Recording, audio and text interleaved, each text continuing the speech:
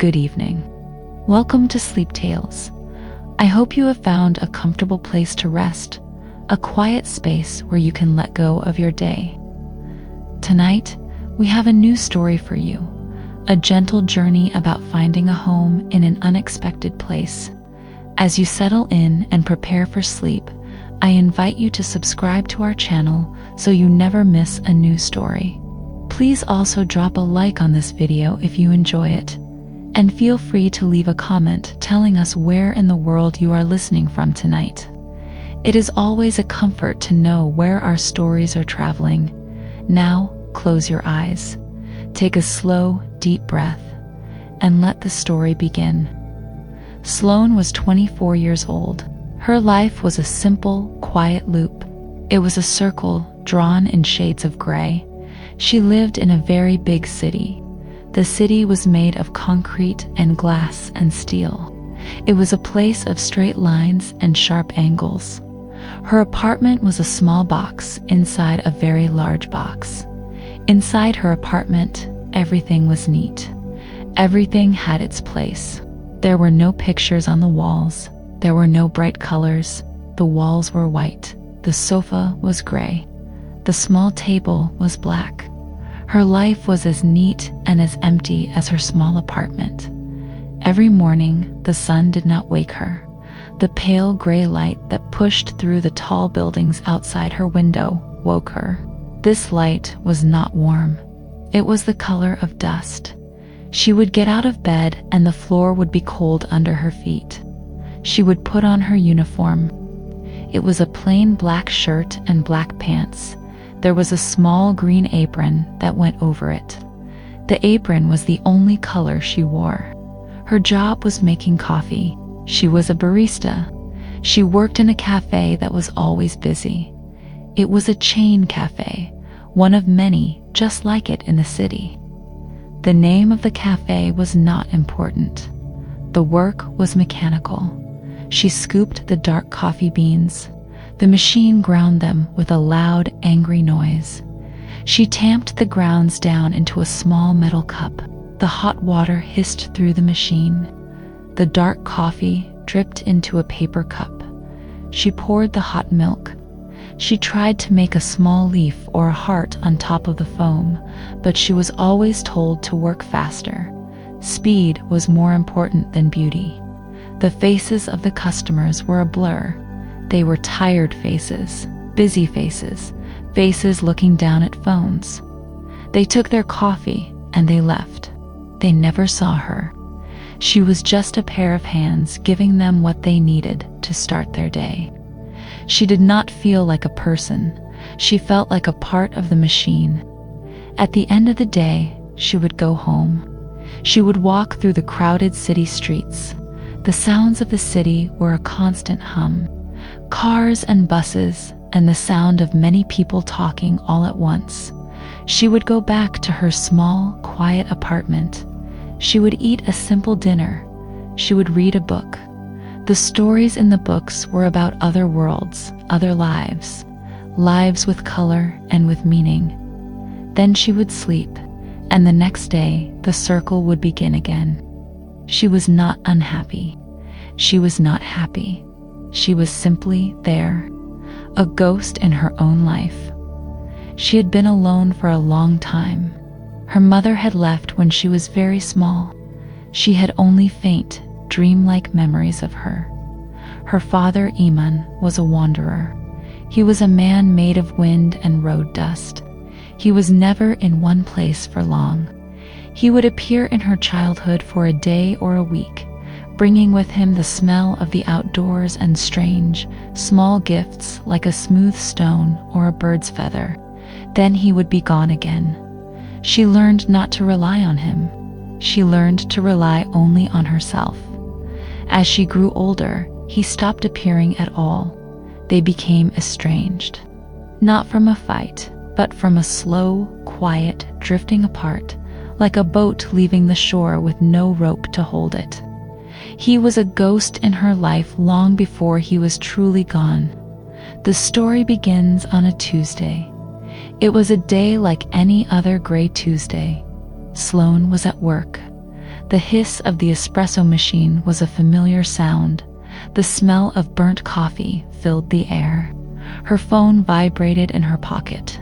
She did not usually look at her phone during work, but for some reason, she did. It was a number she did not recognize. She ignored it. It rang again. She wiped her hands on her green apron and stepped into the small back room. She answered the phone. A man's voice, low and formal, asked if he was speaking to Sloane. She said yes. The man told her his name. He was a lawyer. He said he had some difficult news. He said it was about her father, Iman. Sloane stood very still in the small room. She could hear the noises of the cafe through the thin wall. The man on the phone said that Iman had passed away. He said it had been peaceful. The news did not land like a stone. It did not make a big splash in her quiet world. It was more like a single drop of rain on a very large, calm lake, a small ripple that quickly disappeared. It was a strange, distant fact. Her father was gone, but he had been gone for so long already. A few days later, a letter arrived at her small apartment. The envelope was thick and made of cream-colored paper. It felt important. The postmark was from a place she had never heard of, a town called Port Blossom. She opened the letter. It was from the same lawyer who had called her. The letter was formal and full of words she did not understand, but the meaning was clear. She was her father's only child. She was the sole inheritor of his estate. The letter said that his entire estate was a small business. It was a coffee kiosk named the Wanderer's Brew. A coffee kiosk her father, the man who could never stay still, had owned a small business. The idea was so strange it almost made her smile. She felt a small flicker of something inside her. It was not grief. It was not sadness. It was curiosity. A small, tiny flame in the gray landscape of her life. She looked around her empty apartment. She looked at her black uniform hanging on the door. She thought of the endless line of paper cups. The lawyer needed her to come to Port Blossom to sign some papers. She decided to go. Her plan was very simple. She would travel to this strange town. She would meet the lawyer. She would sign whatever she needed to sign. She would sell the property as quickly as possible. She would settle his affairs, and then she would come back to the city. She would return to her gray life, to the circle she knew. It would be a small, strange detour. Nothing more. Chapter 1. The End of the Road. Sloane took a long bus journey.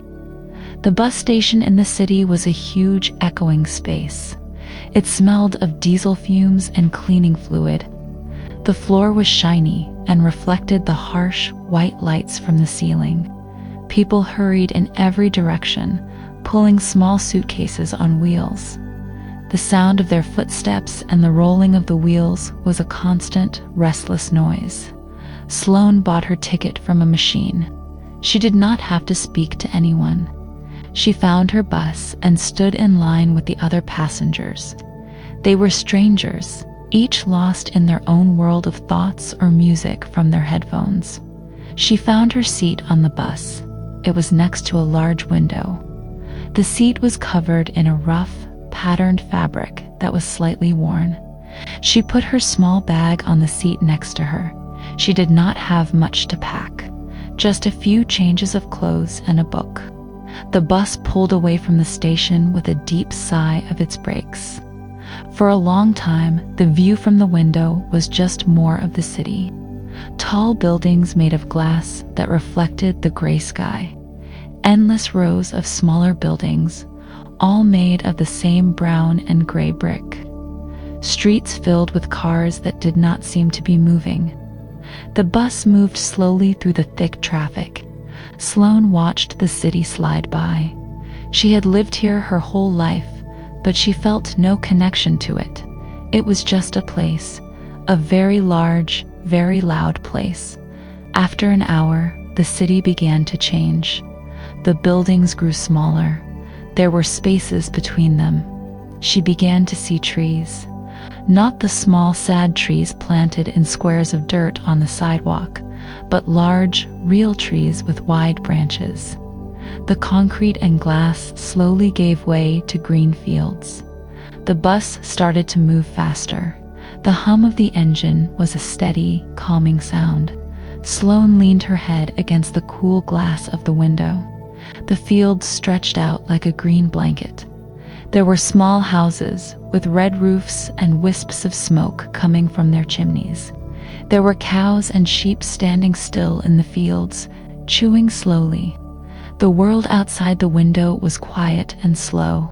It was the opposite of her life in the city. The sky began to change too.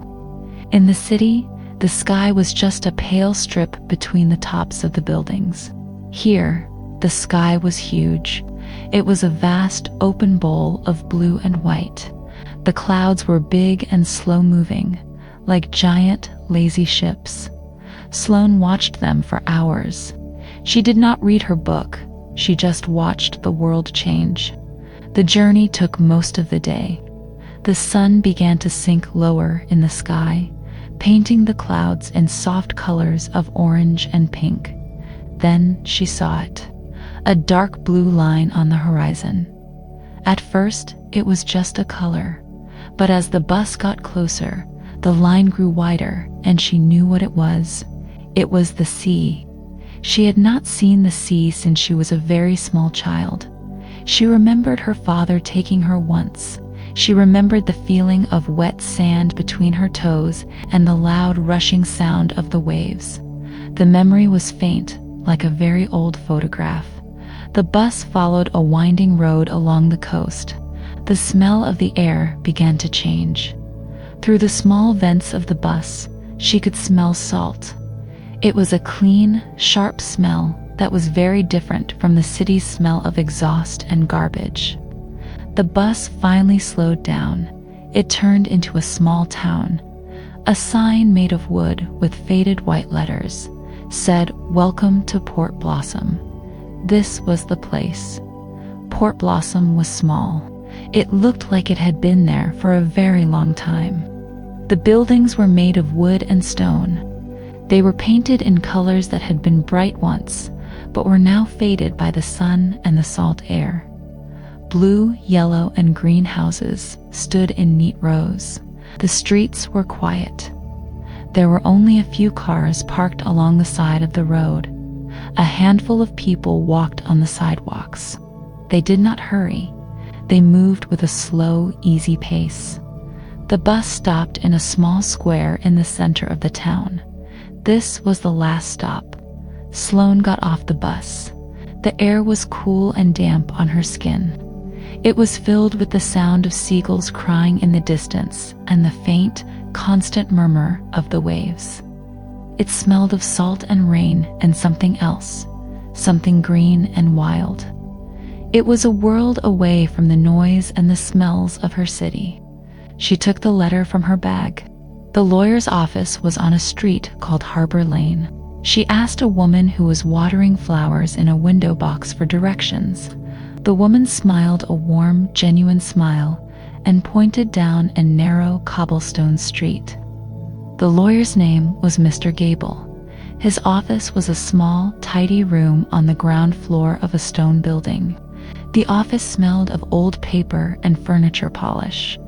Mr. Gable was an older man with kind eyes and a fringe of white hair.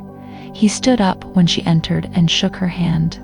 His handshake was firm and dry. He had her sit in a comfortable leather chair. He gave her a folder full of documents. The folder was heavy. He spoke in a quiet, serious voice. He told her again that he was sorry for her loss. Sloane just nodded. He explained the situation. He did not use complicated words. He made it simple for her to understand. The good news was that she was the owner of the Wanderer's Brew. The bad news was that the business was not a valuable asset. It was not something she could easily sell. The kiosk, he explained, was very old. It needed serious repairs, and it carried a significant amount of debt. A piece of paper in the folder showed the amount.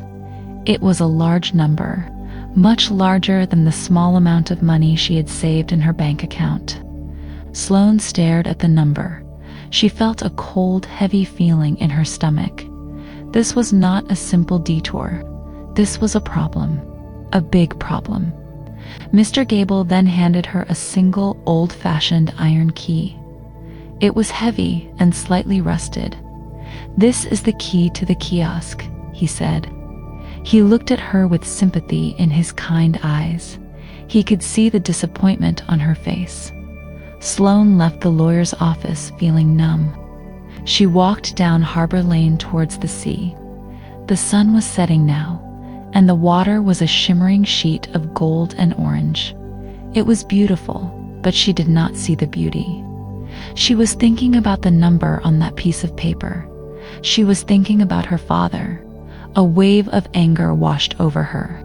It was a hot, sharp feeling she had not felt in a long time. He had not left her a memory. He had not left her a gift. He had left her a mess, a burden. She reached the edge of the shore, and there it was. The wanderer's brew. Her inheritance. It was even worse than she had imagined. It was a small wooden building, not much bigger than a garden shed. It stood right on the edge of the shore, exposed to the wind and the sea. It looked tired and beaten. The wood was a faded gray color, warped and splintered in places. The paint, which might have been blue once, was peeling off in long strips. The roof sagged a little in the middle. A small sign with the name of the kiosk hung crookedly from one rusty hinge. It swayed gently in the sea breeze, making a soft, creaking sound. One of the windows was cracked. It looked abandoned. It looked like it could be pushed over by a strong gust of wind. Her plan to sell it quickly seemed foolish now. Who would buy this? She felt a strong urge to turn around, to get back on a bus, and to return to the city. She wanted to pretend she had never come here. She wanted to go back to her simple, gray circle, where there were no surprises and no problems like this. But she could not. The debt was now her debt. She was tied to this place, to this broken-down little building. She walked closer. The air was cold now that the sun was gone. She heard the sound of the waves washing over the pebbles on the beach. It was a soft, rhythmic sound. She washed, she looked at the crooked sign again. The Wanderer's Brew. She thought about her father, the wanderer. Maybe this was his idea of a joke. She let out a long breath. She decided she would stay for a few days. She could not solve this problem tonight. She needed to sleep. She needed to think. She walked back into the small town. The lights were on in the windows of the houses now, casting warm yellow squares onto the dark street. She found the town's only in it was a cozy-looking building with a sign that said, "The Salty Pelican." She checked into a small, simple room on the second floor. The room was clean. It had a comfortable bed and a small window that looked out over the harbor. She could see the dark shapes of the fishing boats bobbing on the water. She could still hear the sound of the waves. She sat on the edge of the bed and held the rusty key in her hand. It felt cold and heavy. It felt like the weight of her father's life, a life she never knew, had been placed directly into her palm. She was alone in a strange town, with a broken kiosk and a pile of debt.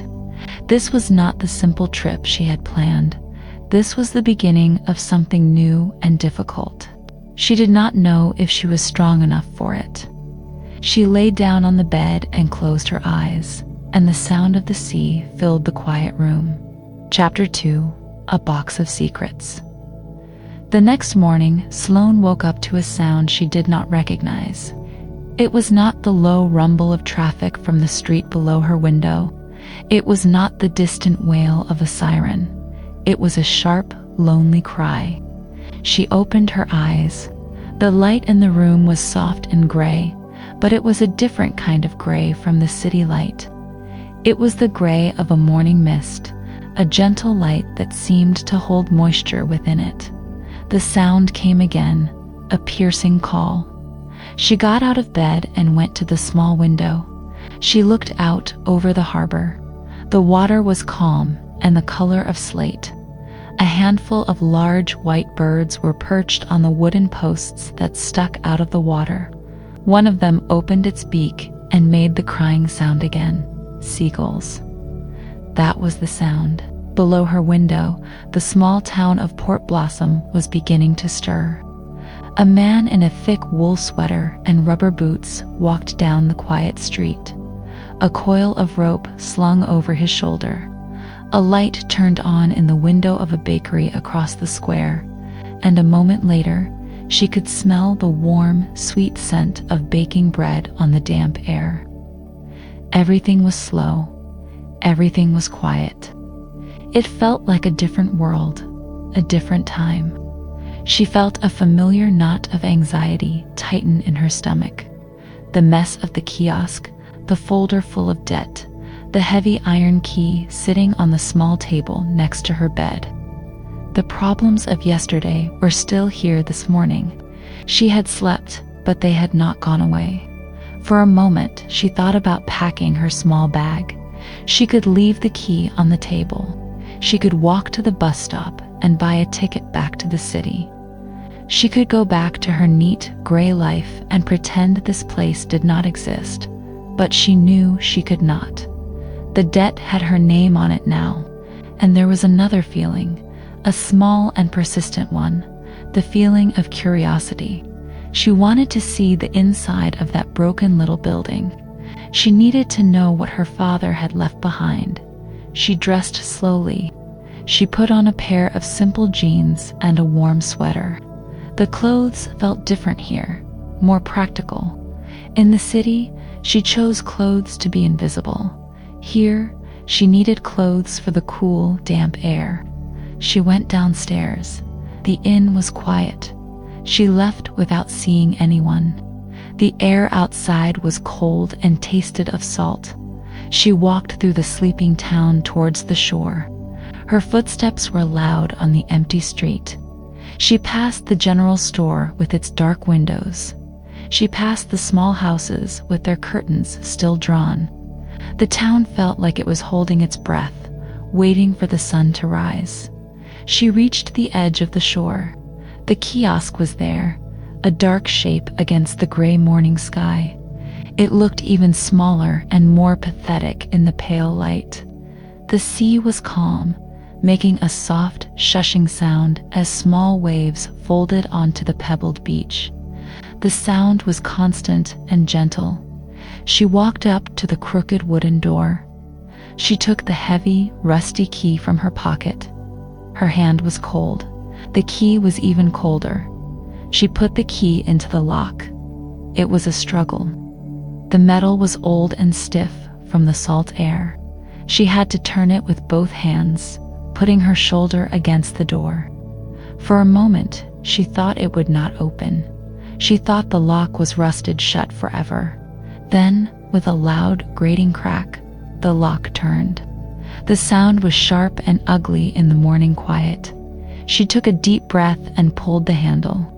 The door opened with a long, low groan, like an old man waking from a deep sleep. A rush of air came from inside the kiosk. It was a thick, heavy smell. It smelled of damp wood that was slowly rotting. It smelled of dust, the dry and ancient smell of a place that had been closed for a very long time. And underneath those smells, there was another scent, the faint, bitter smell of old coffee grounds. It was a sad, forgotten smell. She stood in the doorway, letting her eyes adjust to the darkness inside. The one cracked window did not let in much light. The inside of the kiosk was a mess. It was cluttered and chaotic. A thick layer of dust and fine sand covered every surface, making everything the same dull gray color. There was a long wooden counter that ran the length of the one small room. On the counter sat a large, old-fashioned espresso machine. It was a beautiful machine, made of chrome and brass, but it was covered in a film of grime and dust. Its metal surfaces were dull and spotted. Next to it was a stack of white ceramic mugs, each with a small chip on its rim. A sugar dispenser was filled with hard, yellowed sugar. A small metal milk pitcher lay on its side, empty. Cobwebs stretched from the corners of the ceiling like delicate gray lace. They hung from the single bare light bulb that dangled from a wire in the middle of the room. The floor was covered in dirt and sand that had been blown in under the door. There were old, yellowed newspapers piled in one corner. They were brittle and looked like they would turn to dust if she touched them. It was a place of neglect, a place that had been left to die.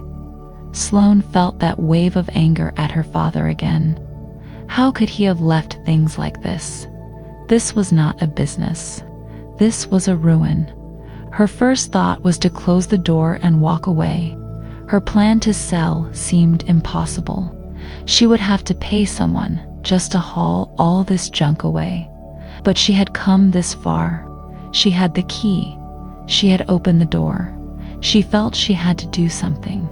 She stepped inside. The wooden floorboards creaked under her weight.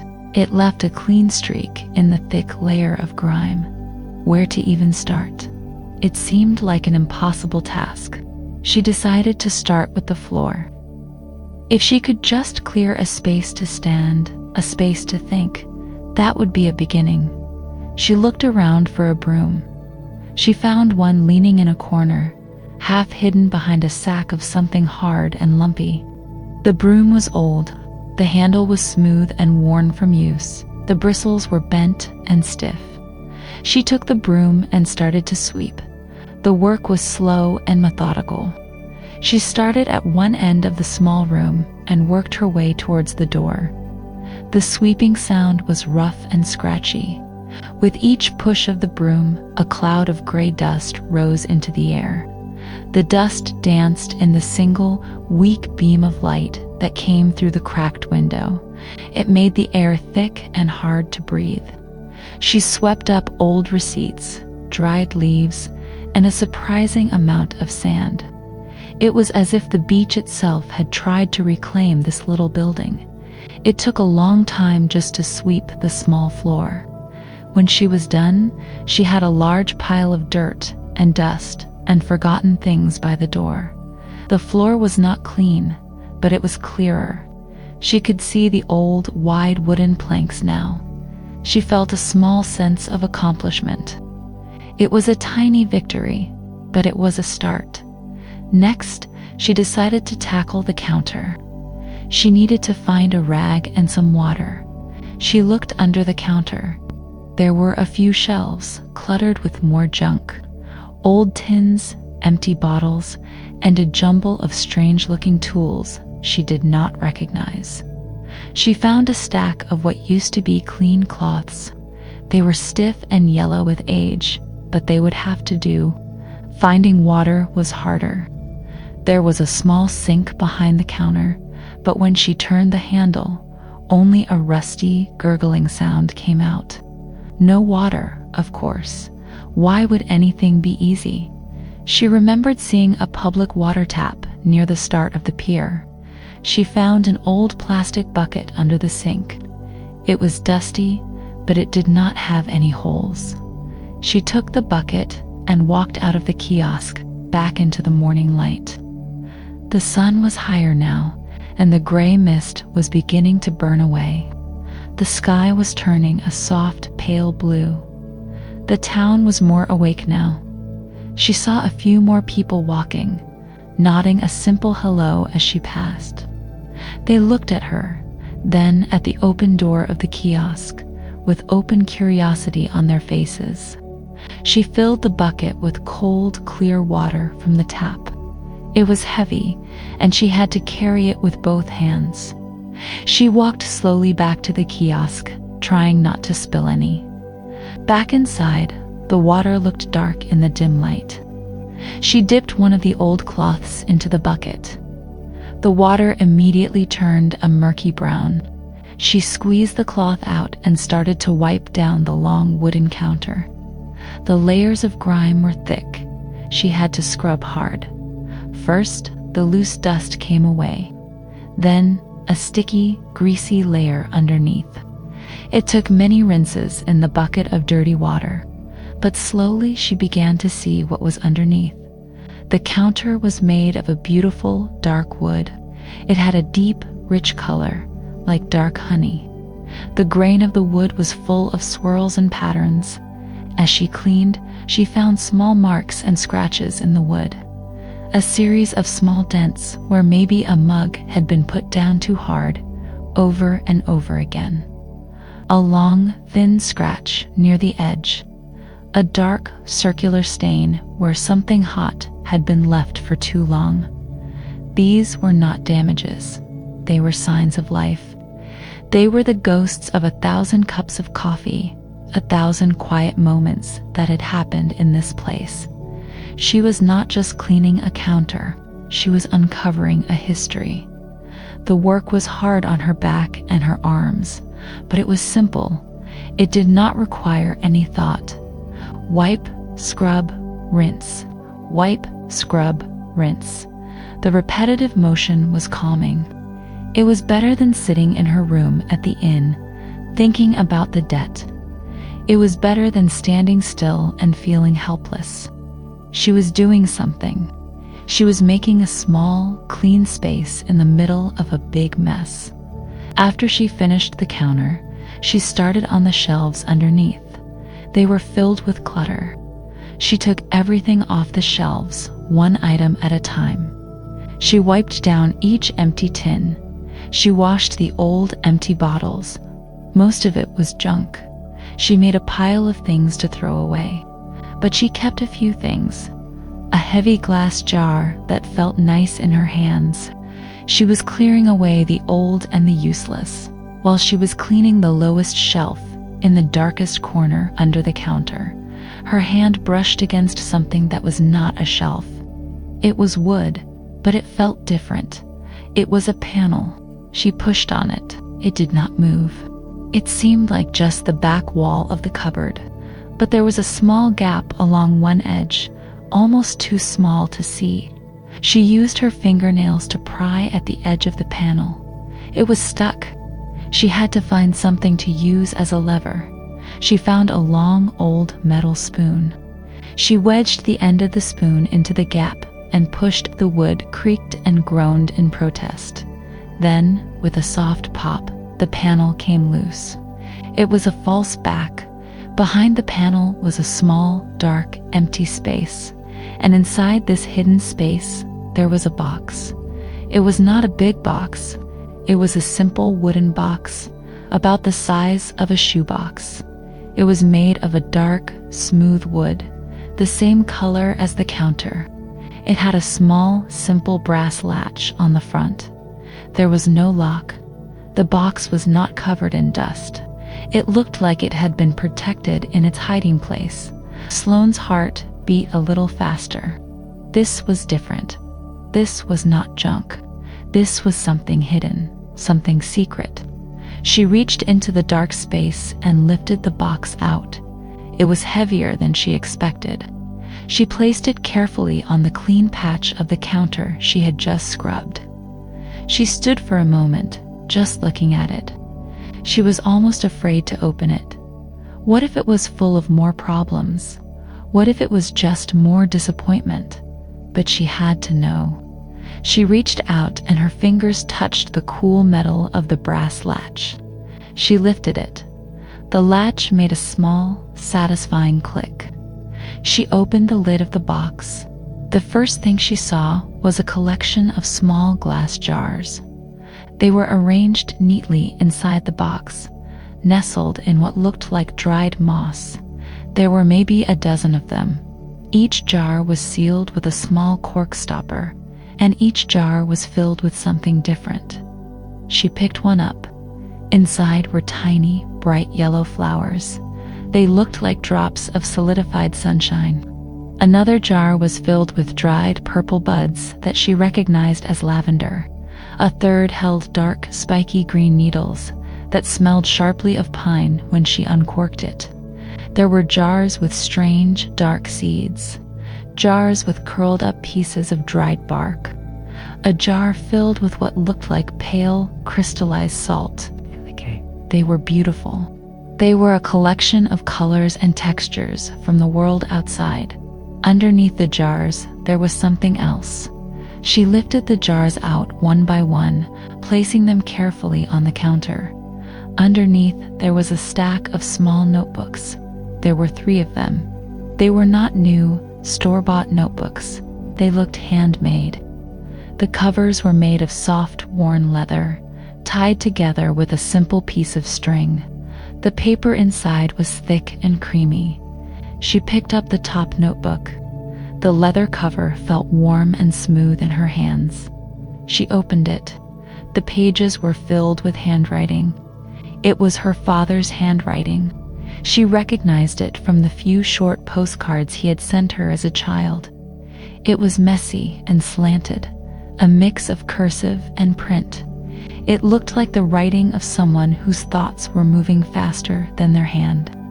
She sat down on an overturned crate she had found while sweeping. The kiosk was quiet. The only sounds were the distant cry of the seagulls and the soft, rhythmic wash of the waves on the shore. She started to read. The notebooks were not business ledgers. There were no columns of numbers. There were no lists of expenses or profits. They were not diaries full of personal thoughts and feelings. They were something else entirely. The first page she read was about the weather. Her father had written down the date, the time of day, and a detailed description of the sky. He wrote about the color of the clouds, the direction of the wind, and the way the light hit the water. It was a simple observation, but it was written with such care, such attention to detail. She turned the page. Here he had drawn a picture of a small, scrubby plant with thorny branches and bright yellow flowers. It was a simple drawing, but it was accurate. She recognized it as the gorse bushes she had seen growing along the road into town. Next to the drawing, he had written notes. Gorse flowers, the notes said. Smell of coconut and warm honey in the sun. Sweet, but with a wild green edge. Taste of the coastline on a warm day. Then, below that, he had written an idea. Gorse flower syrup. For lattes, a taste of sunshine. Sloane stared at the words. She turned another page. There was a drawing of a delicate purple flower. Sea lavender, the note said. Grows on the salt marshes. Smells of salt and honey. Brittle when dry, could be infused in milk. A salty sweet foam for a cappuccino. The taste of the sea meeting the land. Page after page, it was the same. Her father had filled these notebooks with his observations of the natural world around Port Blossom. He had walked the beaches, the cliffs, and the forests. He had looked at the plants, the flowers, the trees. He had touched them, smelled them, and tasted them. And then he had imagined how to turn those experiences, those small, wild pieces of the world, into a flavor that could be captured in a cup of coffee. He wrote about the sharp, clean taste of spruce tips in the spring. He wrote about the earthy flavor of wild mushrooms that grew after the rain. He wrote about the briny taste of seaweed and how it might work in a savory drink. He was not just a coffee maker. He was some kind of artist, a flavor chaser, a man who was trying to put the world in a cup. Sloane sat on that crate for hours, completely lost in the notebooks. The sun rose higher in the sky, and the light coming through the cracked window grew stronger. She did not notice. She was in her father's world now. She was seeing the world through his eyes. She was learning more about him from these messy, handwritten pages than she had in her entire life. This was not the unreliable, absent father she remembered.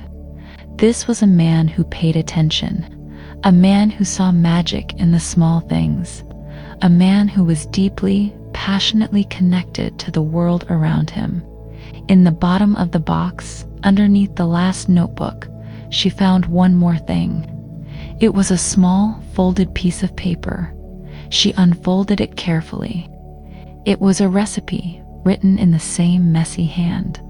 It was for a gorse honey latte. The recipe listed the ingredients: espresso, steamed milk, and a special syrup made from the yellow flowers and local honey. Sloane looked over at the small glass jar on the counter, the one filled with the tiny drops of sunshine. She looked at the grimy, silent espresso machine. She felt the first stir of something new inside her. It was not anger anymore. It was not disappointment. It was a deep, unexpected, and powerful curiosity. For the first time, the idea of just selling this place, of just walking away, felt wrong. It felt like she would be throwing away something important, something she did not yet understand. She closed the notebook and placed it gently back in the box. She looked around the messy, broken kiosk. It was still a ruin. The debt was still real. The problems were all still there, but something had changed. The kiosk was no longer just a burden. It was a mystery, and in her hands she held the key. Not the rusty iron key to the door, but the key to her father's world, written in ink on the yellowed pages of his secret notebooks. Chapter 3: The First Cup. Sloane did not leave the kiosk. The sun, which had been a weak presence in the gray morning sky, began its slow journey overhead. It sent a single, dusty beam of light through the cracked window. The beam moved across the wooden floor like the hand of a slow clock, marking the passing of the hours. Sloane did not notice. She sat on the hard, overturned crate, the open notebook resting in her lap. The world outside the crooked door, the world of the sea and the small town, faded away. Her entire universe was contained in the pages of her father's notebooks. She read through the first notebook, then the second, and then the third. She read them not just once, but over and over again. Each time she read a page, she saw something new, a small detail she had missed before, a different shade of meaning in his messy, hurried words. His world was a world of details. He wrote about the way the wind sounded when it came from the north, a high, thin whistle, versus the low, heavy moan of a wind from the sea. He wrote about the different kinds of rain, the soft, misty rain that made the world feel quiet and close, and the hard, driving rain that rattled on the roof of the kiosk like a drum. He wrote about the color of the sea in the morning, a pale, milky green, and its color at sunset, a deep, bruised purple. These were not the observations of a man who was just passing through. This was the deep knowledge of a man who had stayed, a man who had watched and listened until the rhythms of this place became his own. She read about the plants. He had given them his own names, names that described their character. The tough, wiry seagrass that held the dunes together was the land's green anchor. The small, hardy flowers that grew in the cracks of the cliffs were the stone eaters. His descriptions were so clear that she could almost feel the rough texture of a pine cone in her hand, or smell the sharp, clean scent of crushed mint leaves. She learned about the seasons of port blossom through his words. In the spring, he wrote about the new, bright green tips of the spruce trees. He described their taste as a bite of the forest, sharp and full of life. He had an idea for a cold brew coffee infused with those tips, a drink that would wake you up like a walk in the cold woods. In the summer, he wrote about the wild roses that grew in tangled bushes along the coastal path.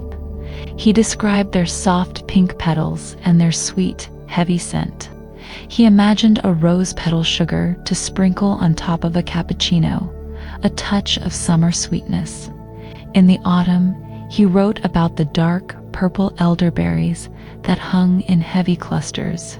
He had made a thick, dark syrup from them, a flavor he described as the taste of twilight, a little sweet and a little sad.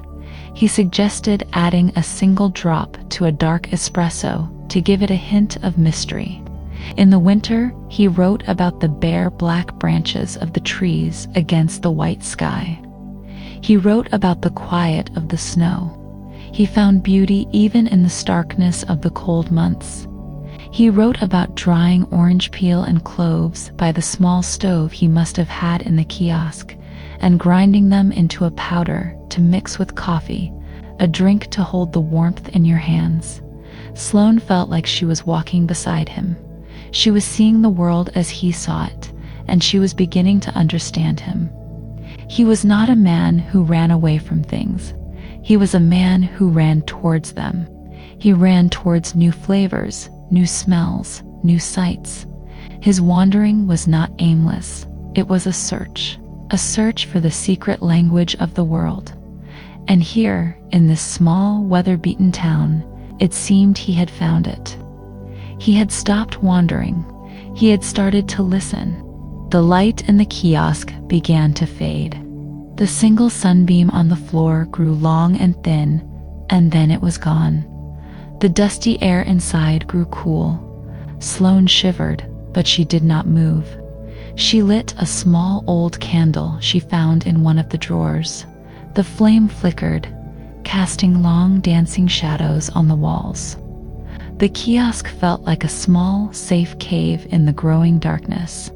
She read through the night. Her eyes grew tired. Her back ached from sitting on the hard crate, but she could not stop. She was piecing together the puzzle of her father, a man she had known only as a collection of absences. Now he was becoming real. He was a man with passions, a man with a deep, quiet joy for the world, a man who could see a whole story in a single fallen leaf. She found a page where he wrote about her. It was in the back of the last notebook. The handwriting was different. It was slower, more careful. He wrote about a memory from when she was very small. He had taken her to a park in the city. She had been fascinated by a dandelion. She had picked it and held it up to him, her face serious. He wrote about her small fingers and her big, curious eyes. He wrote, "She sees it. She sees the world in the small things too. I hope she never loses that." The words were a physical blow. A deep, aching sadness filled her. She had lost it. Her life in the city, her gray, mechanical world, had scrubbed that sense of wonder away. She had forgotten how to see. She closed the notebook. The candle flame was burning low. Outside, the world was completely dark. She could hear the sound of the waves, a steady, constant presence in the deep quiet of the night. It was the only sound for the first time in a very long time. She cried. She did not sob loudly. It was a quiet, slow leaking of tears. Tears for the father she never knew. Tears for the daughter she had forgotten how to be. Tears for all the lost years between them. She cried until she had no more tears left. Then she blew out the candle and sat in the darkness, listening to the sea. She did not sleep in her room at the inn that night. She curled up on a pile of old empty sacks in the corner of the kiosk and fell into a deep, dreamless sleep. She woke the next day feeling stiff and cold, but also strangely calm. The knot of anxiety in her stomach was gone. In its place was a small, steady feeling of purpose. She knew what she had to do. She could not sell this place. Not now. Selling it would be like throwing away the last, most important part of her father. She had to try. She had to see if his world of flavors was real. She had to make one of his creations. She decided to start with the first recipe she had read. the gorse honey latte, the taste of sunshine. But to do that, she needed things. She needed sugar, she needed honey, she needed milk, and she needed to make the old, silent espresso machine work. The thought of the machine was daunting. It was a complex beast of metal and tubes. But first, she needed supplies. She left the kiosk and walked back into the town. The morning was bright and clear. The sun was out, making the wet cobblestones shine. The town was alive now.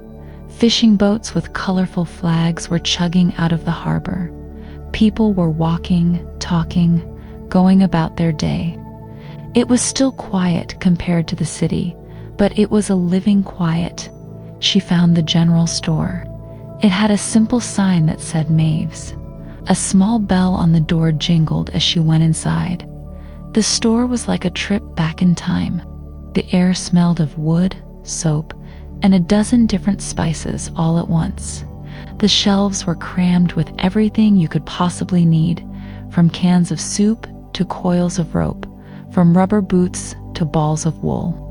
Everything was arranged in a kind of organized chaos. Behind a long, worn wooden counter stood a woman. She was older, with sharp blue eyes and gray hair pulled back in a tight bun. She was wiping down the counter with a cloth. Her movements were quick and efficient. This had to be Maeve. Maeve looked up as Sloane entered.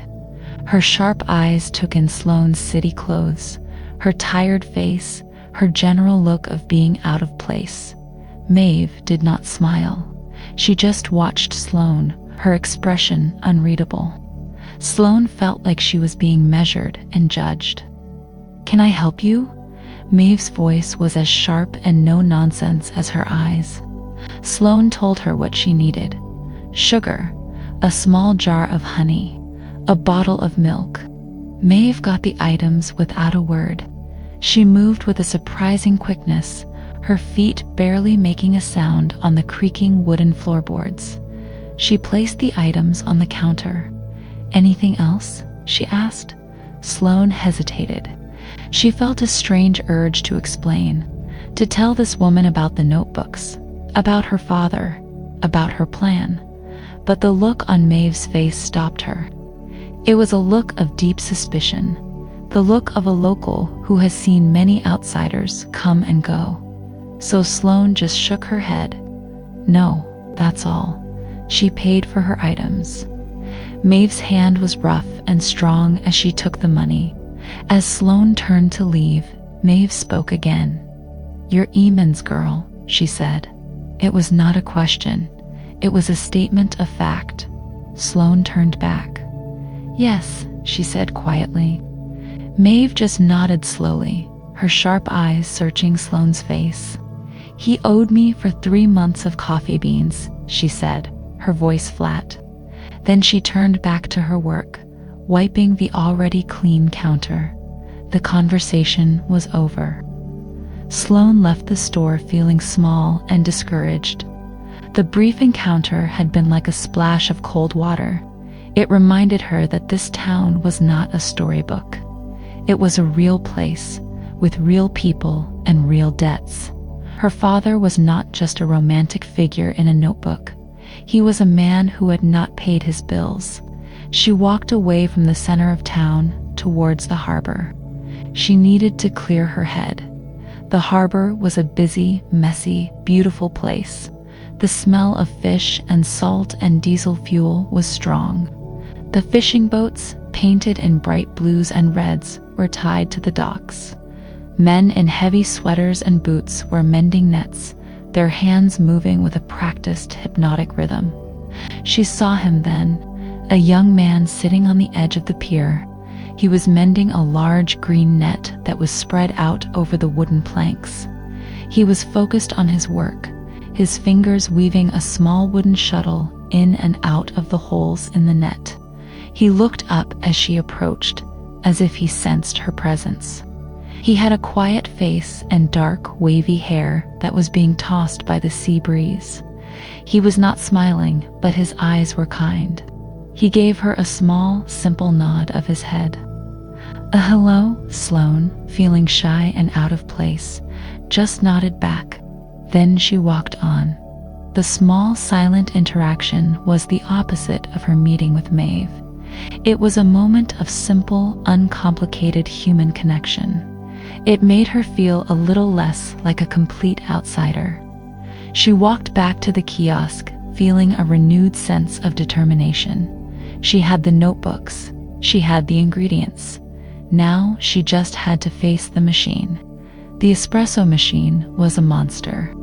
It was bigger and more complicated up close.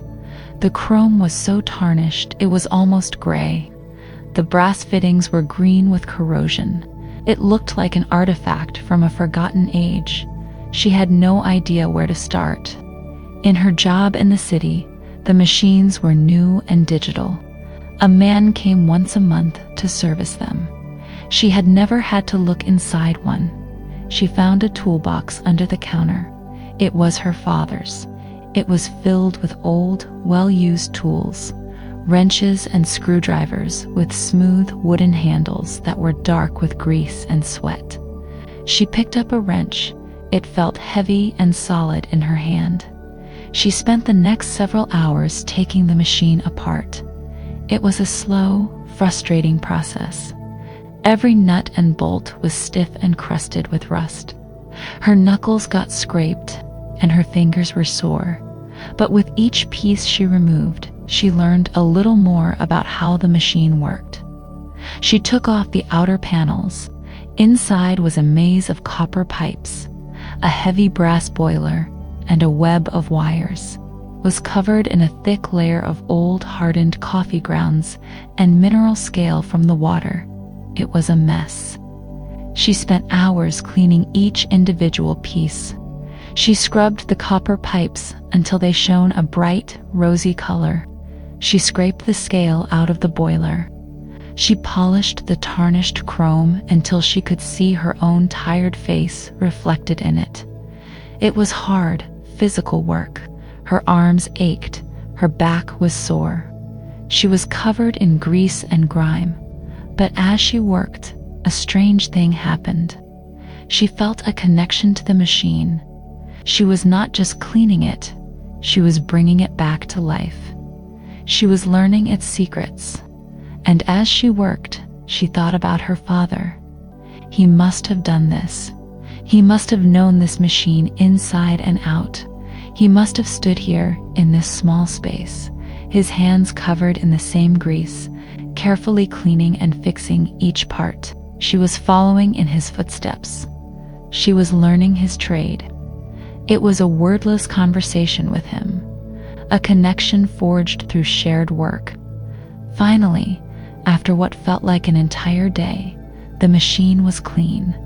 It was reassembled. It gleamed on the counter, a beautiful, shining thing. It looked proud and ready, but would it work? She had to connect the water. The pipes under the sink were old. She found the main valve and turned it slowly. She heard a groan and a shudder from the pipes, and then the sound of water flowing. She checked for leaks. There were none. The old plumbing held. She filled the boiler of the machine with fresh water. She found a bag of coffee beans in a tin container. They were old, but they smelled rich and dark. She ground a small amount. The sound of the grinder was loud and reassuring in the quiet kiosk. She was ready, but first, the syrup. She took out a small, clean pot. She poured in some water and sugar and placed it on a small, single-burner camping stove she found. She heated the mixture until the sugar dissolved. Then, she opened the small glass jar of yellow gorse flowers. She dropped a handful into the hot syrup. The tiny flowers floated on the surface for a moment, and then they began to release their scent. A wonderful smell filled the small kiosk. It was sweet and warm and floral. It smelled like honey and coconuts. It smelled exactly like her father had described it. It smelled like sunshine. She let the syrup cool. Now it was time. She went through the motions, the familiar ritual of making coffee, but it felt completely different. Here, it was not a mechanical task. It was an act of creation. She tamped the ground coffee into the small metal cup. She locked it into the machine. She placed one of the clean white ceramic mugs under the spout. She pressed the button. For a moment, nothing happened. A dreadful silence. She thought she had failed. She thought all her work had been for nothing. Then she heard a low hum. The machine began to vibrate gently. A hissing sound started, growing louder, and then it happened. A stream of dark, rich, fragrant liquid began to pour from the spout into the mug. A perfect shot of espresso. It was a beautiful sight. A deep, reddish-brown liquid with a thick, golden foam on top. She had done it. The machine was alive. Next, she steamed the milk. The sound of the steam wand hissing into the cold milk was a sound she knew well, but here it sounded like music. She poured the hot, foamy milk into the espresso. Finally, she took a spoonful of the warm, golden gorse flower syrup. She drizzled it slowly over the top of the foam. Her creation was complete. She held the warm mug in her hands. Her hands were sore and dirty, but she did not care. She lifted the mug to her lips. She took a small, hesitant sip. The taste was a complete surprise. It was a revelation. It was not just coffee. It was a whole landscape in a cup. First, there was the rich, slightly bitter taste of the dark espresso. Then came the creamy sweetness of the milk. And then, the flavor of the gorse syrup bloomed on her tongue. It was warm and sweet and fragrant. It tasted of honey and wildflowers. It tasted of the sun on her skin and the salty sea air. It tasted exactly like her father's words. It tasted of sunshine and the wild coastline. In that one cup of coffee, she tasted the world he had written about in his notebooks. It was the most real, most meaningful thing she had created in years. She stood there, in the middle of the dusty, broken kiosk, and a slow smile spread across her face. It was a real smile, a smile that reached her eyes. The idea of selling this place, of walking away, now seemed completely impossible. It was not just a broken-down building anymore. It was not just a pile of debt.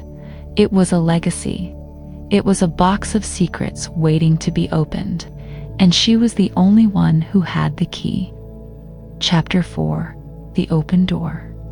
The taste of that first cup of coffee stayed with Sloane long after the mug was empty. It was more than just a flavor. It was a message, a story told in a language she was just beginning to understand. It was the taste of a life lived with open eyes. The warmth of the mug had seeped into her hands, but the warmth of the coffee had seeped into her spirit. A quiet decision settled over her, as soft and certain as the morning mist. She would stay.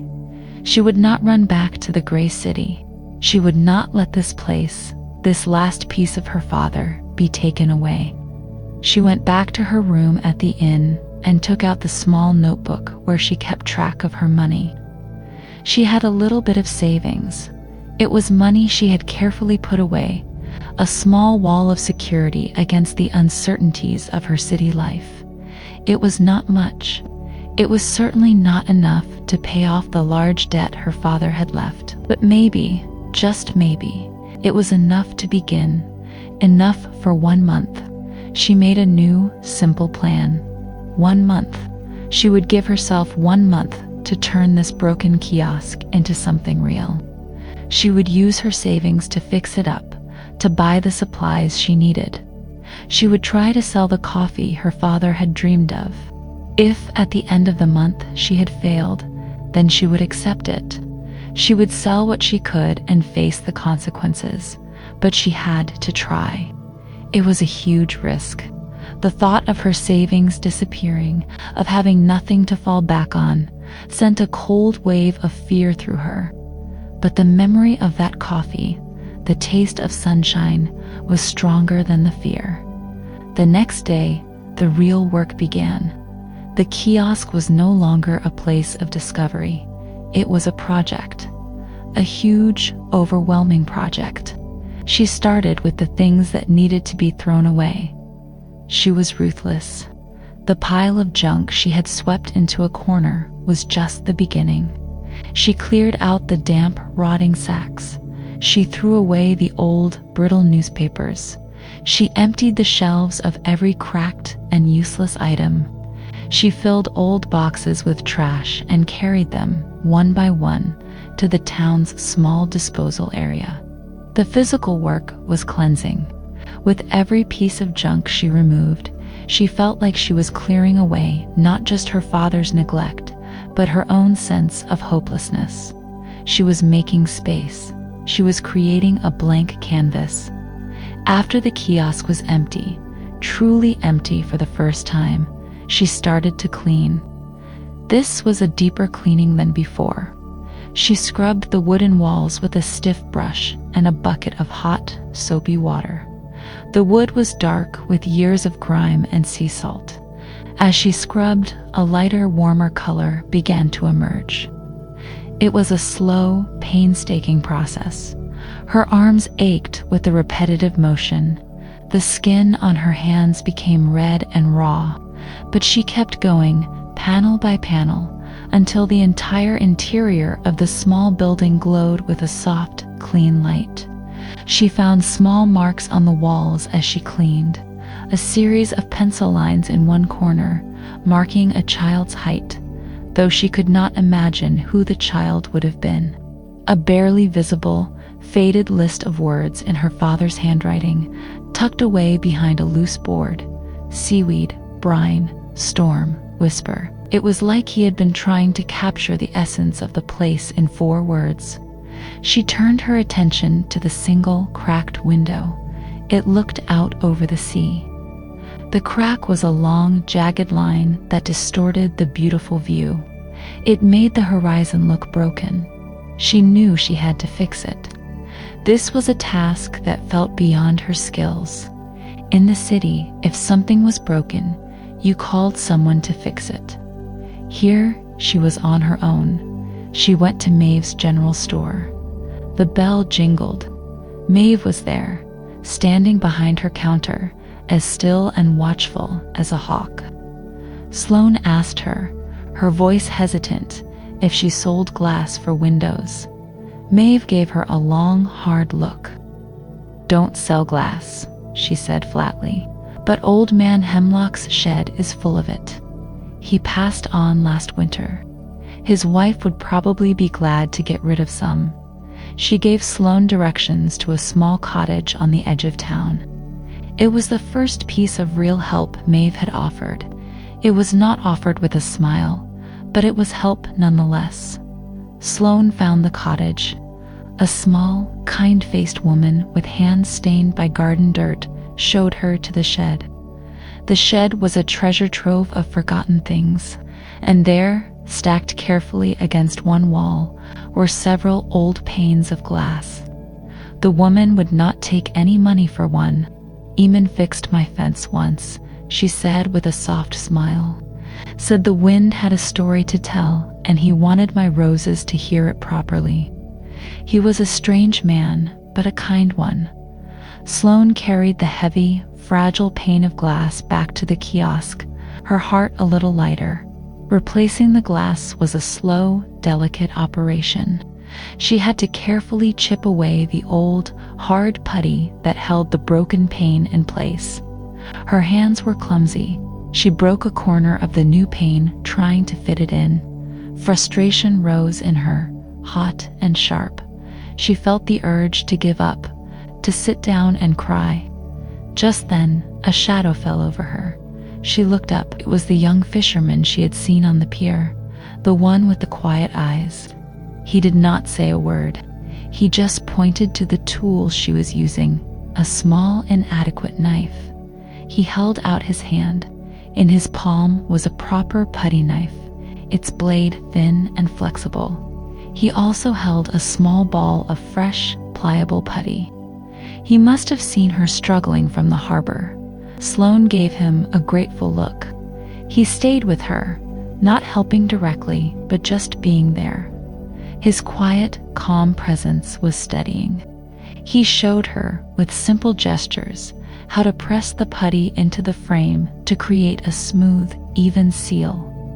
When she was finished, the new window was perfect. It was clear and clean. The view of the sea was no longer broken. The horizon was a sharp, straight line. She turned to thank him, but he was already walking away, back towards his boat, with just a small, quick nod over his shoulder. She learned his name later. It was Finn. The next project was the outside of the kiosk. The peeling paint made the whole building look sad and defeated.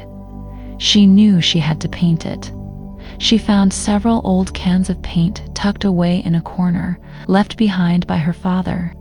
Most of them were rusted shut, and the paint inside was hard and useless, but one can, at the very bottom, was still good. She pried the lid open with a screwdriver. The paint inside was a beautiful, deep blue.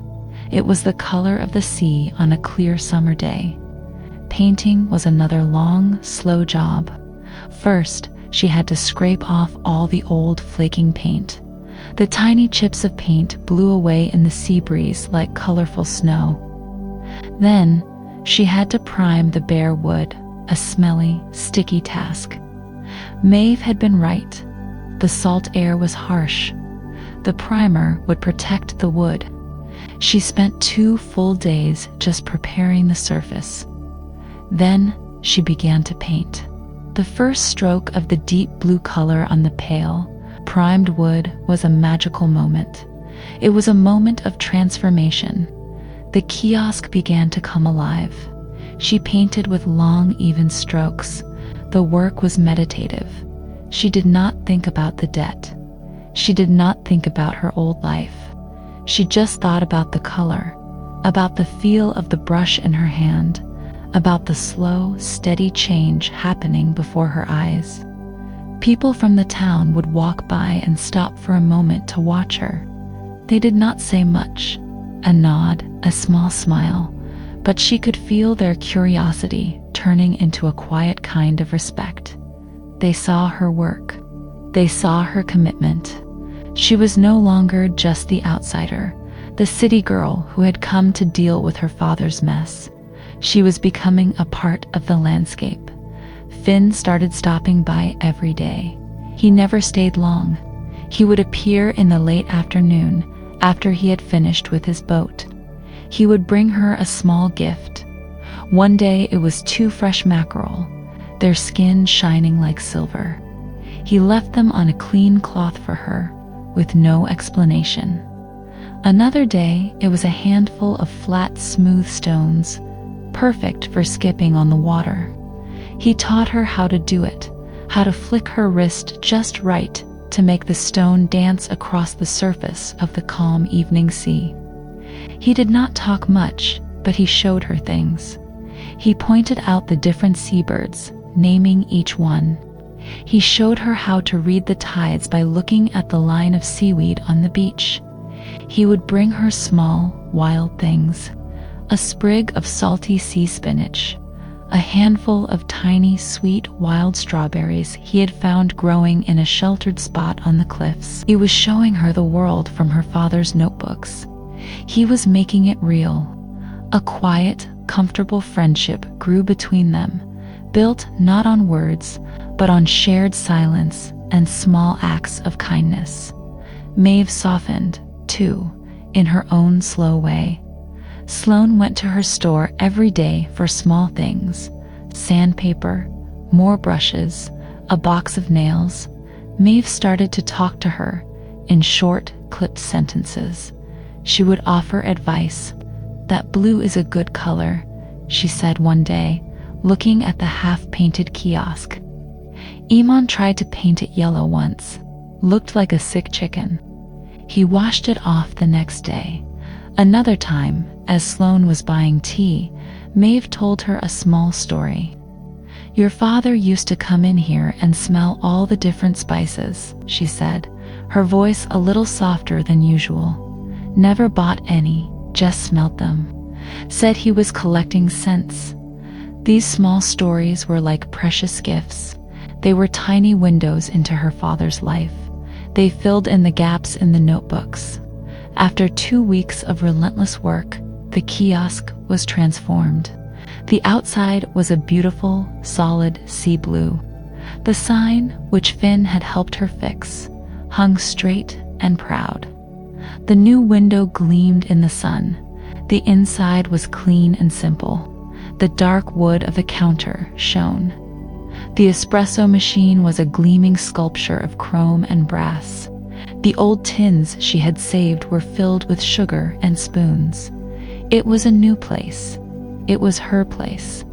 She hand-painted a small, simple sign on a piece of driftwood she had found on the beach. In clear white letters it said, "Open." She placed it on the counter, facing the door. The moment was terrifying. Her savings were almost gone. She had spent the money on supplies, on rent for her small room, on food. Now, everything depended on this. She had to make it work.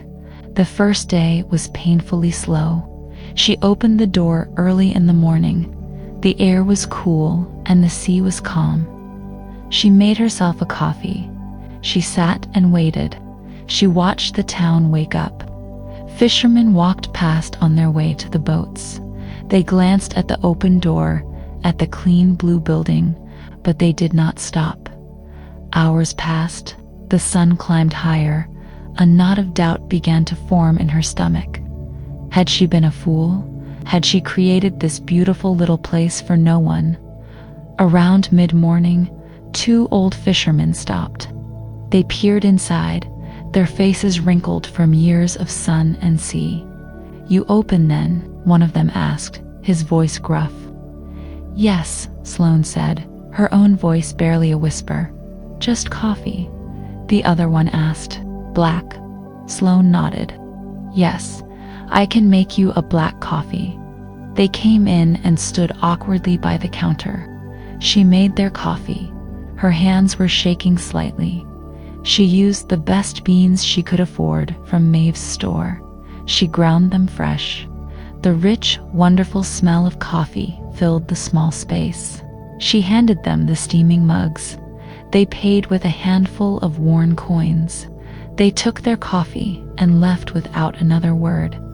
They did not try any of her special creations, but they were her first customers. It was a start. Business was slow for the next few days. The same few fishermen would stop in the morning for their plain black coffee. They were creatures of habit. They were wary of change. Sloane was patient. She was always there. She always smiled. She made the best, simplest coffee she could make. Then, one afternoon, an older fisherman named Thomas came in alone. He was a quiet man with kind, tired eyes. He had been one of her first customers. That day, instead of just asking for his usual coffee, he paused. He sniffed the air. "What's that smell?" he asked. "It's nice." Sloane had been making a fresh batch of the gorse flower syrup. The sweet, warm scent filled the kiosk. "It's a syrup," she said, "for coffee. It's made from gorse flowers."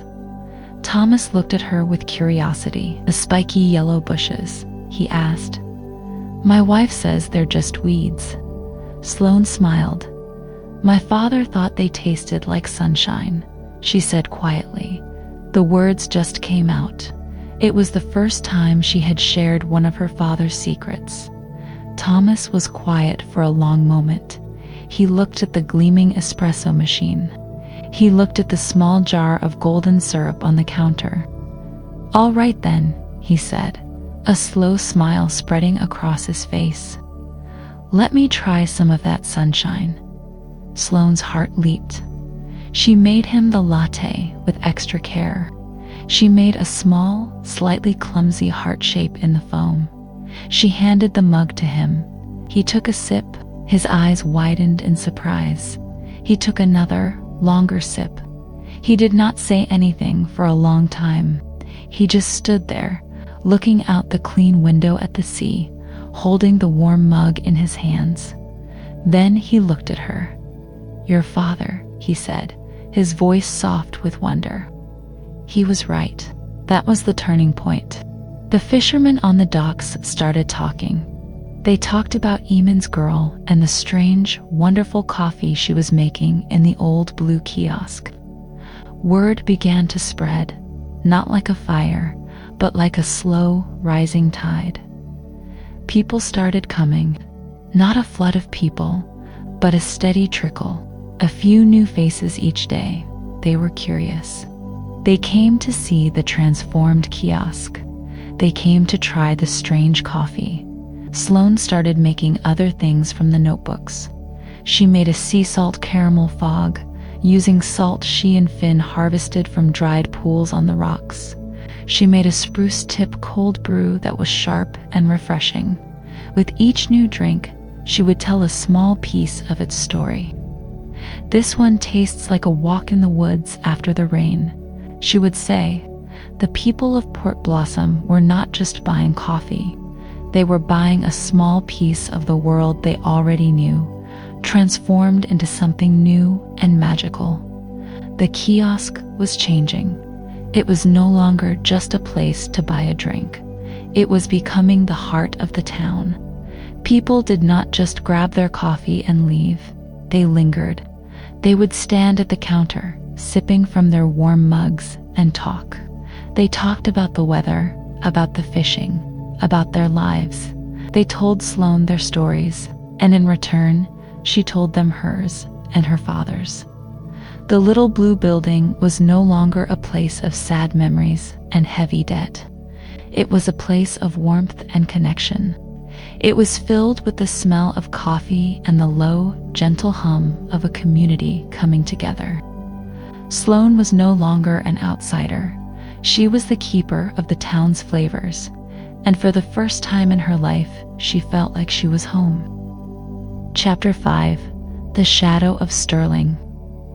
The days in Port Blossom had found a gentle rhythm.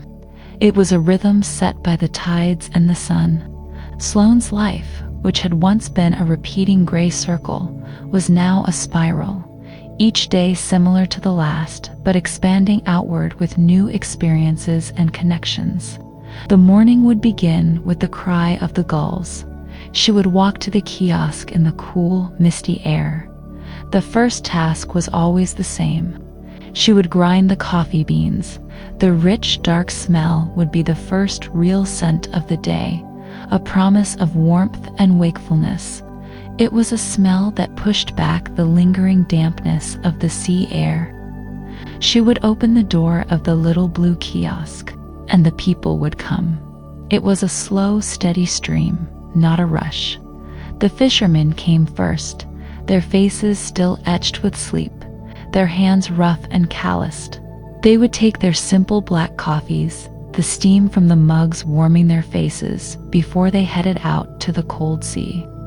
They would stand by the counter for a few minutes, their voices a low rumble, talking about the weather and the tides. Sloane learned to understand their quiet language.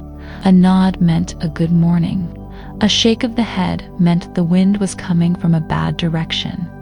Then, as the sun climbed higher, the rest of the town would begin to stir.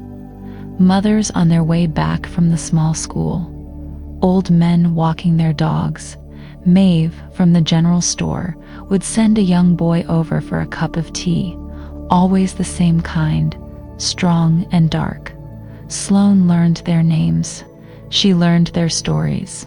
She knew that Martha's son was away at university.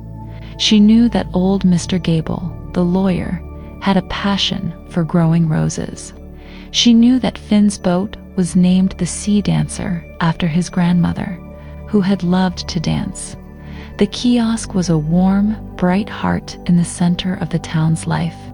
It smelled of coffee and cinnamon and the sweet, wild scent of whatever new syrup she was creating that week. She worked through her father's notebooks, one recipe at a time. Each one was an adventure. She learned to forage. Finn would show her the best places. He took her to the sheltered coves where the sea kale grew, its leaves thick and salty. He showed her the hidden patches in the woods where the wild mint grew, its scent sharp and clean. He taught her to be patient, to look closely, to see the small secret treasures the land offered. She would come back to the kiosk with her hands full of leaves, berries, or flowers. She would work for hours, crushing, boiling, and straining, until she had captured a new flavor in a jar. Her customers were her willing test subjects. They were no longer wary of her strange creations. They were curious. They trusted her. They would ask, "What have you got for us today, Sloane?" She would pour them a taste of a wild rose latte or a sea salt mocha, and she would watch their faces as they took the first sip. She would see the surprise, then the slow smile of recognition. They were tasting their own home, their own landscape, in a way they never had before. It was a shared joy. She was making more than coffee. She was making connections. She was weaving the stories of the land, her father's stories, into the daily lives of the people of Port Blossom. She was happy.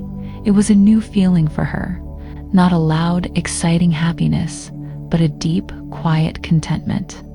It was the feeling of being in the right place, doing the right thing, the feeling of being useful, the feeling of being seen. The debt was still there, a dark cloud on a distant horizon, but she was making money. Not a lot, but enough. Enough to pay her rent, enough to buy supplies, enough to start putting a small amount aside each week.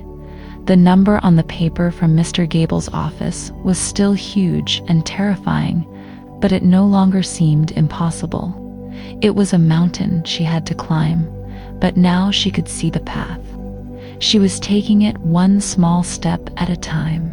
The day it happened began like any other perfect late summer day.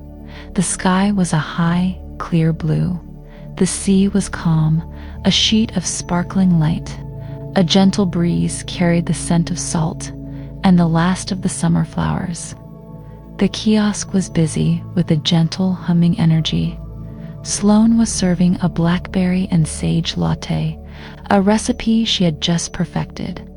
The sweet, dark flavor of the berries mixed with the earthy, green taste of the sage. It tasted like the end of summer.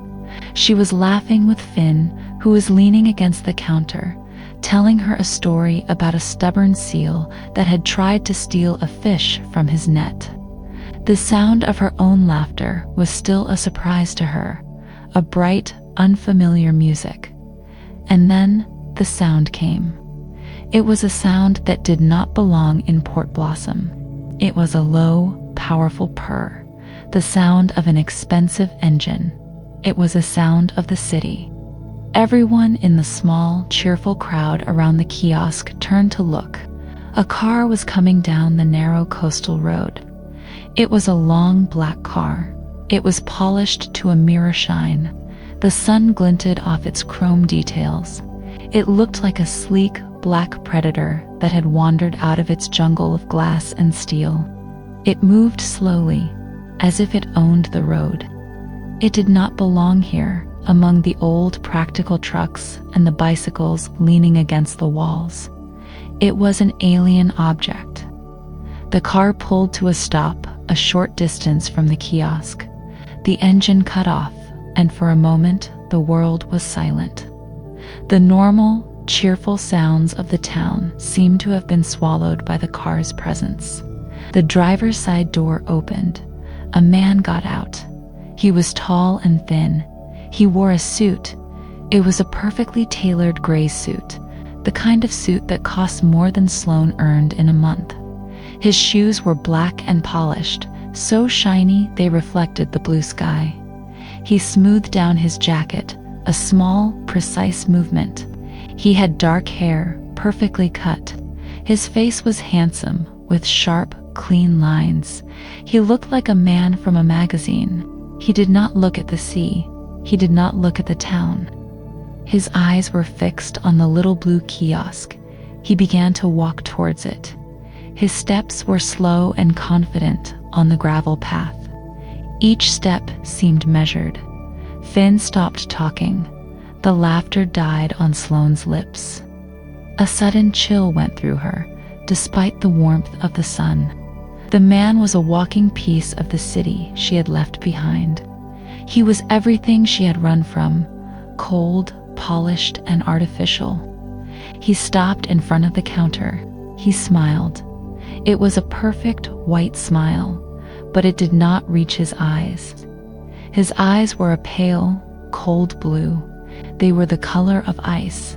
"Good morning," he said. His voice was smooth and pleasant. It was the kind of voice that was trained to be charming. "This must be the place I've heard so much about." "The Wanderer's Brew," he said the name with a small, almost invisible hint of amusement, as if the name itself was a silly joke. Sloane just nodded. She could not find her voice.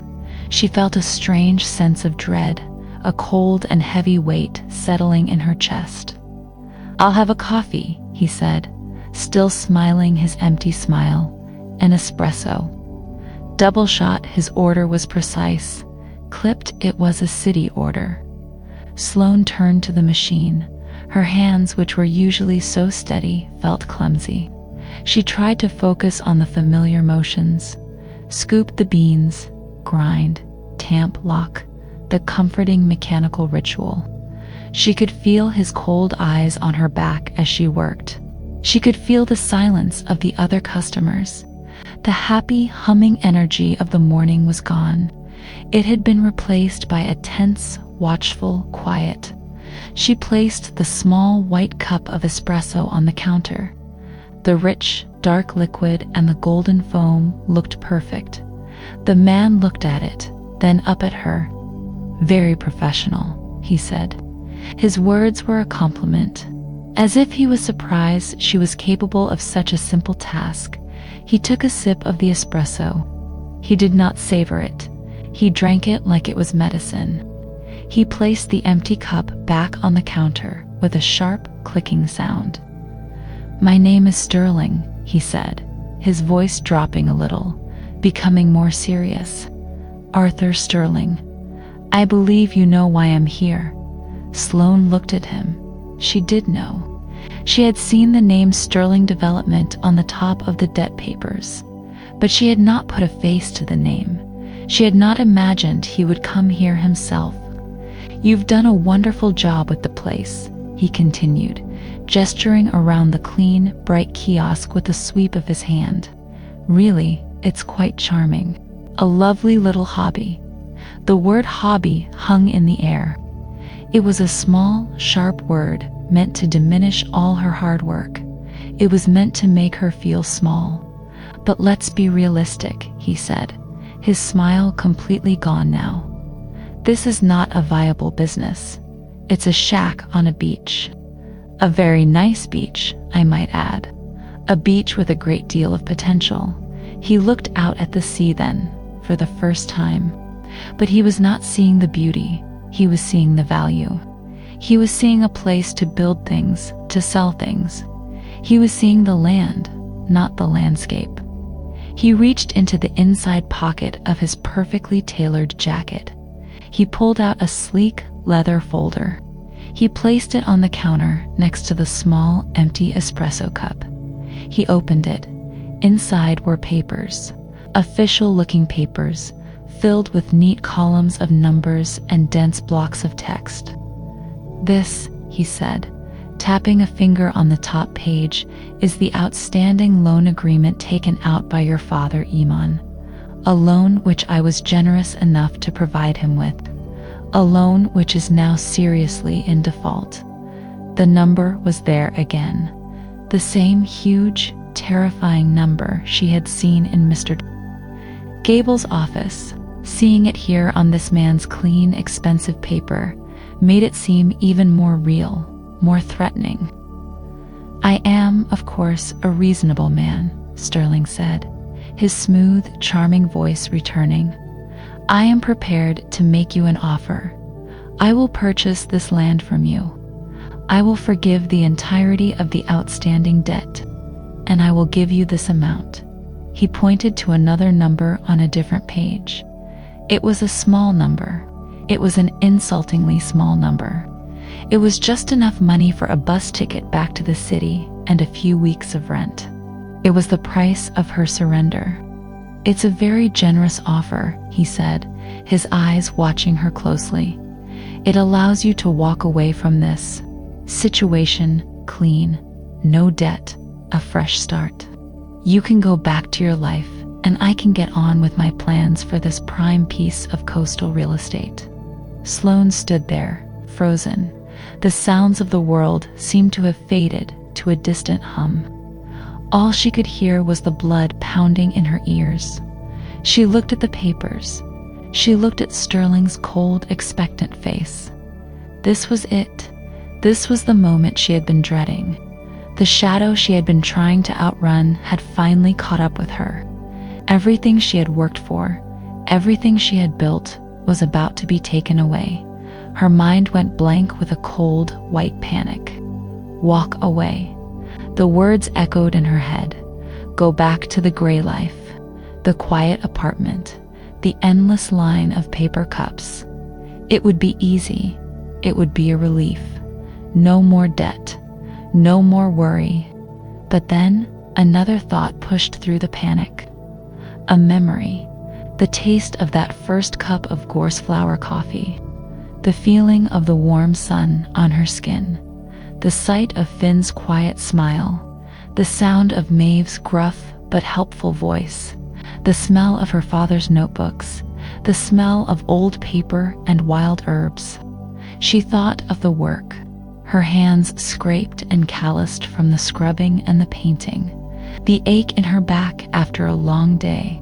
The small, deep satisfaction of seeing the kiosk transform from a ruin into a home. This was not a hobby. This was her life. It was the first real life she had ever had. She looked at Mr. Sterling. She saw the man her father must have seen, a man who saw the world only in terms of money and power, a man who could never understand the value of a story, of a flavor, of a community. She thought of her father, the wanderer. He had made a bad deal with this man. He had been trapped, but he had not given up. He had stayed. He had built this place. He had filled it with his dreams. He had left it for her. A new feeling began to rise up in her, pushing away the cold fear. It was a hot, fierce feeling. It was anger, and it was a deep, powerful love for this small, blue building and the world it represented. She straightened her shoulders. She looked Sterling directly in his cold, blue eyes. "No," she said. Her voice was quiet, but it was as solid and unmovable as the rocks on the shore. "No." Sterling raised an eyebrow. He seemed genuinely surprised. He was not used to being told no. "I'm sorry. I don't think you understand the situation. This is not a negotiation." "I understand perfectly," Sloane said, her voice a little stronger now. "The answer is no. The kiosk is not for sale." Sterling's face changed. The thin mask of charm and politeness cracked and fell away. What was left was cold and hard. His pleasant smile was gone, replaced by a thin, tight line. His eyes were no longer just cold. They were hostile. "You are making a very big mistake," he said, his voice low and sharp. "You are an emotional, foolish girl who doesn't understand business. Your father was a dreamer and a deadbeat, and you are just like him." He closed the leather folder with a loud snap that made her jump. "Fine," he said, his voice like ice. "Have it your way. But the debt remains. The agreement is clear. You have until the end of the summer to pay the full amount in cash." "That's 3 weeks." She had thought she had time. 3 weeks was impossible. If I do not have the full amount by the last day of August, he continued, his voice precise and cruel, I will take this property. I will have this shack bulldozed, and you will be left with nothing. Do you understand me? Sloane could only nod, her throat too tight to speak. Sterling gave a short, humorless laugh. Good, he said. He turned and walked away without another word. He got back into his sleek, black car. The engine started with its quiet, powerful purr. The car turned around and drove away, disappearing down the coastal road. It left a cloud of dust and a deep, heavy silence in its wake. The moment the car was gone, the world seemed to rush back in. The sound of the waves, the cry of the gulls, the gentle breeze, but everything was different. The bright, beautiful day now seemed harsh and mocking. The blue sky seemed cold. The kiosk, which had felt so strong and full of life just a few minutes ago, now felt terribly small and fragile. It felt like a tiny seashell about to be crushed under a heavy boot. Sloane stood behind the counter, her hands gripping the wooden edge so tightly her knuckles were white. She felt hollowed out. The strength and anger she had felt a moment ago had drained away, leaving only a vast, empty feeling of despair. It was over. All her work, all her hope. It was all for nothing. 3 weeks, it was a death sentence. The small crowd of customers who had witnessed the entire exchange stood in a stunned silence. They looked at Sloane, their faces full of concern and sympathy. No one knew what to say. Then Maeve, who had come out of her store to see what the commotion was, walked over. She stood in front of the counter and looked at Sloane's pale, stricken face. She did not offer words of comfort. She was not a woman for soft words. Instead, she looked at the small, hand-painted menu board. That blackberry and sage latte, she said, her voice its usual, gruff self. Is it any good? Sloane looked at her, confused. What, the latte? Maeve repeated, pointing a firm finger at the board. I'll try one. It was a simple act. An act of defiance. An act that said, we are still here. This place is still open. You are not beaten yet. Then Finn, who had been standing silently by the side of the kiosk, moved. He walked to the small donation jar Sloane kept on the counter for a local animal rescue. He took a crumpled bill from his pocket and pushed it into the jar. Then he looked at her, his kind eyes full of a fierce loyalty. One by one, the other customers came forward. They ordered coffee they did not need. They left large tips in the jar. They did not say much. A quiet, "We're sorry, lass," from one of the old fishermen. A gentle touch on the arm from one of the mothers. But their actions spoke louder than any words. They were closing ranks around her. They were building a small human wall of support around her and her little blue kiosk. Sloane watched them, a lump forming in her throat. The empty, hollow feeling inside her began to fill with something else. It was a warm, aching feeling of gratitude. She was not a stranger here. She was not the city girl. She was one of them. She looked at Maeve's stern face, at Finn's steady gaze, at the worried, kind faces of her customers. She realized, with a sudden, deep certainty, that she was not alone in this fight. The shadow of Sterling was long and cold. The mountain of debt was impossibly high, but she was not standing at the bottom of it by herself. She had a home, and the people of Port Blossom would not let it be taken away without a fight. Chapter 6. Brewing a Community. The black car was gone, but its shadow lingered. The air in Port Blossom, usually so clean and fresh, felt heavy with an unspoken dread. The 3-week deadline hung over the town like a permanent storm cloud. For Sloane, the days after Mr. Sterling's visit were a blur of quiet panic and forced calm. Every time she looked at the calendar in her small room at the inn, she felt a fresh wave of cold fear. The days were marked off, one by one, a countdown to her own destruction.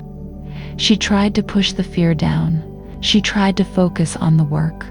She kept the kiosk open. She ground the beans. She steamed the milk. She served her customers with a smile that felt brittle, like a thin layer of ice over a deep, dark lake. But the joy was gone. The simple, quiet contentment she had found was replaced by a constant, gnawing anxiety. The work, which had been her salvation, now felt like a pointless gesture. Why was she perfecting a new syrup when in a few weeks the building itself might be a pile of splintered wood? The townspeople felt it too. The cheerful chatter around the kiosk was more subdued. People looked at Sloane with a kind of gentle pity that made her feel even more helpless. They tried to help in their own small ways. They bought more coffee than they could drink. They left generous tips in the jar. But everyone knew it was not enough. The amount of the debt was too large. It was a city-sized problem, and Port Blossom was just a small town. They were trying to fight a tidal wave with buckets and spades. One evening, after a long, quiet day, Sloane sat alone in the closed kiosk. The sun had set, and the small space was filled with a soft gray twilight. She held one of her father's notebooks in her lap, but she was not reading it. She was just tracing the lines of his messy handwriting with her finger. She felt a deep, weary sense of failure. She had tried so hard. She had poured all of her heart and her small savings into this place, and it was all for nothing. She had not just failed herself. She felt like she had failed her father. She had found his legacy, only to lose it. A soft knock on the door made her jump. It was Finn. He stood in the doorway, his silhouette dark against the fading light of the sky. He did not say anything. He just came in and sat on the small crate opposite her. The silence between them was not awkward. It was comfortable, a shared space of quiet understanding. After a long time, he finally spoke. "My grandfather used to say," he said, his voice low and steady, "that you can't stop the storm, but you can learn to tie a better knot." Sloane looked at him, her eyes filling with tears. "I don't know any knots, Finn," she whispered. "This is too big. I don't know what to do." Finn was quiet for another moment, his gaze on the dark, calm sea outside the window. "No," he said, turning his kind eyes back to her. "You don't, but we do." That was the beginning of the change. The town had been helping as individuals, a collection of small, kind gestures. Now they began to work as one. The next day, Maeve closed her general store for an hour in the middle of the afternoon, something she never did. She put a small handwritten sign on the door, "Town meeting at the kiosk." People came. They gathered in a small, determined crowd in front of the little blue building. The fishermen came, their faces serious. The mothers came, pushing their small children in strollers. Mr. Gable the lawyer was there, his usual formal expression replaced with one of fierce resolve. Maeve stood on an overturned fish crate, her small frame radiating an unexpected authority. "Right," she said, her voice sharp and clear, cutting through the quiet murmur of the crowd. "We all know why we're here. That city slicker thinks he can just roll in here and take what he wants. He thinks we're just a bunch of simple folk who will roll over. He's wrong." A low rumble of agreement went through the crowd. "Sloane is one of us now," Maeve continued, her sharp eyes finding Sloane in the crowd. "And this kiosk is one of ours. Eamon was a strange bird, Lord knows, but this place has become important. We're not going to let it go." She then laid out a plan. It was a simple, practical plan. "We're going to have a fundraiser," she announced.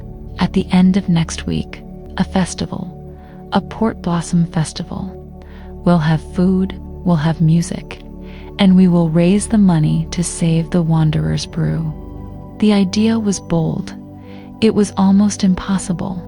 The amount of money they needed to raise in a single day was staggering, but as Sloane looked at the faces in the crowd, she saw something she had not seen in days.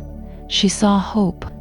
The cloud of dread had not disappeared, but a small, bright light was beginning to push through it. The town of Port Blossom was going to fight back. The next week and a half was a whirlwind of activity. The quiet, sleepy town transformed into a buzzing hive of purpose.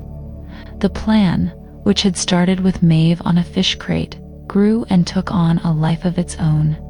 Everyone had a role. Everyone had something to contribute. The fishermen, led by Finn, announced a fish fry. They promised to donate a large portion of their catch for the day. They would cook the fish on large, open grills right on the beach, the way their fathers and grandfathers had done for generations. The smell of fresh grilled fish, they declared, would bring people from miles around. The women of the town, organized by Martha, the postmistress, planned a great Port Blossom bake-off. They would bake their best cakes, pies, and scones. They would set up long tables and sell the baked goods, each slice a taste of home and a contribution to the cause. Mr. Gable, the lawyer, used his old, dusty connections. He called in favors. He contacted a small local newspaper and a regional radio station. He told them the story of the small town fighting against the big city developer. It was a good story, a story of the underdog, and the media was interested. He also took care of the legal side, making sure all the permits for the festival were in order. He did it all with a quiet, fierce efficiency. Sloane's role was central. The kiosk would be the heart of the festival. She knew she had to create something special, something that would draw people in, something that would tell the story of this place. She went back to her father's notebooks. But this time, she was not just looking for a recipe. She was searching for the soul of Port Blossom itself. She wanted to create a drink that was not just about one flavor, but about all of them. A drink that tasted of the sea, the land, and the community. She spent hours foraging, going further than she ever had before. She and Finn walked the high cliffs, their faces in the wind. He showed her a patch of wild thyme, its tiny purple flowers growing in the thin soil. It had a tough, resilient scent, a smell of survival. She gathered the dark, glossy leaves of the ivy that grew on the old stone walls of the church. She found a clump of sweet woodruff in a damp, shady part of the forest, its leaves smelling of new-mown hay and vanilla. She was collecting the secret ingredients of the town itself. She worked late into the night in the kiosk, the single light bulb illuminating her small workspace. She experimented. She infused.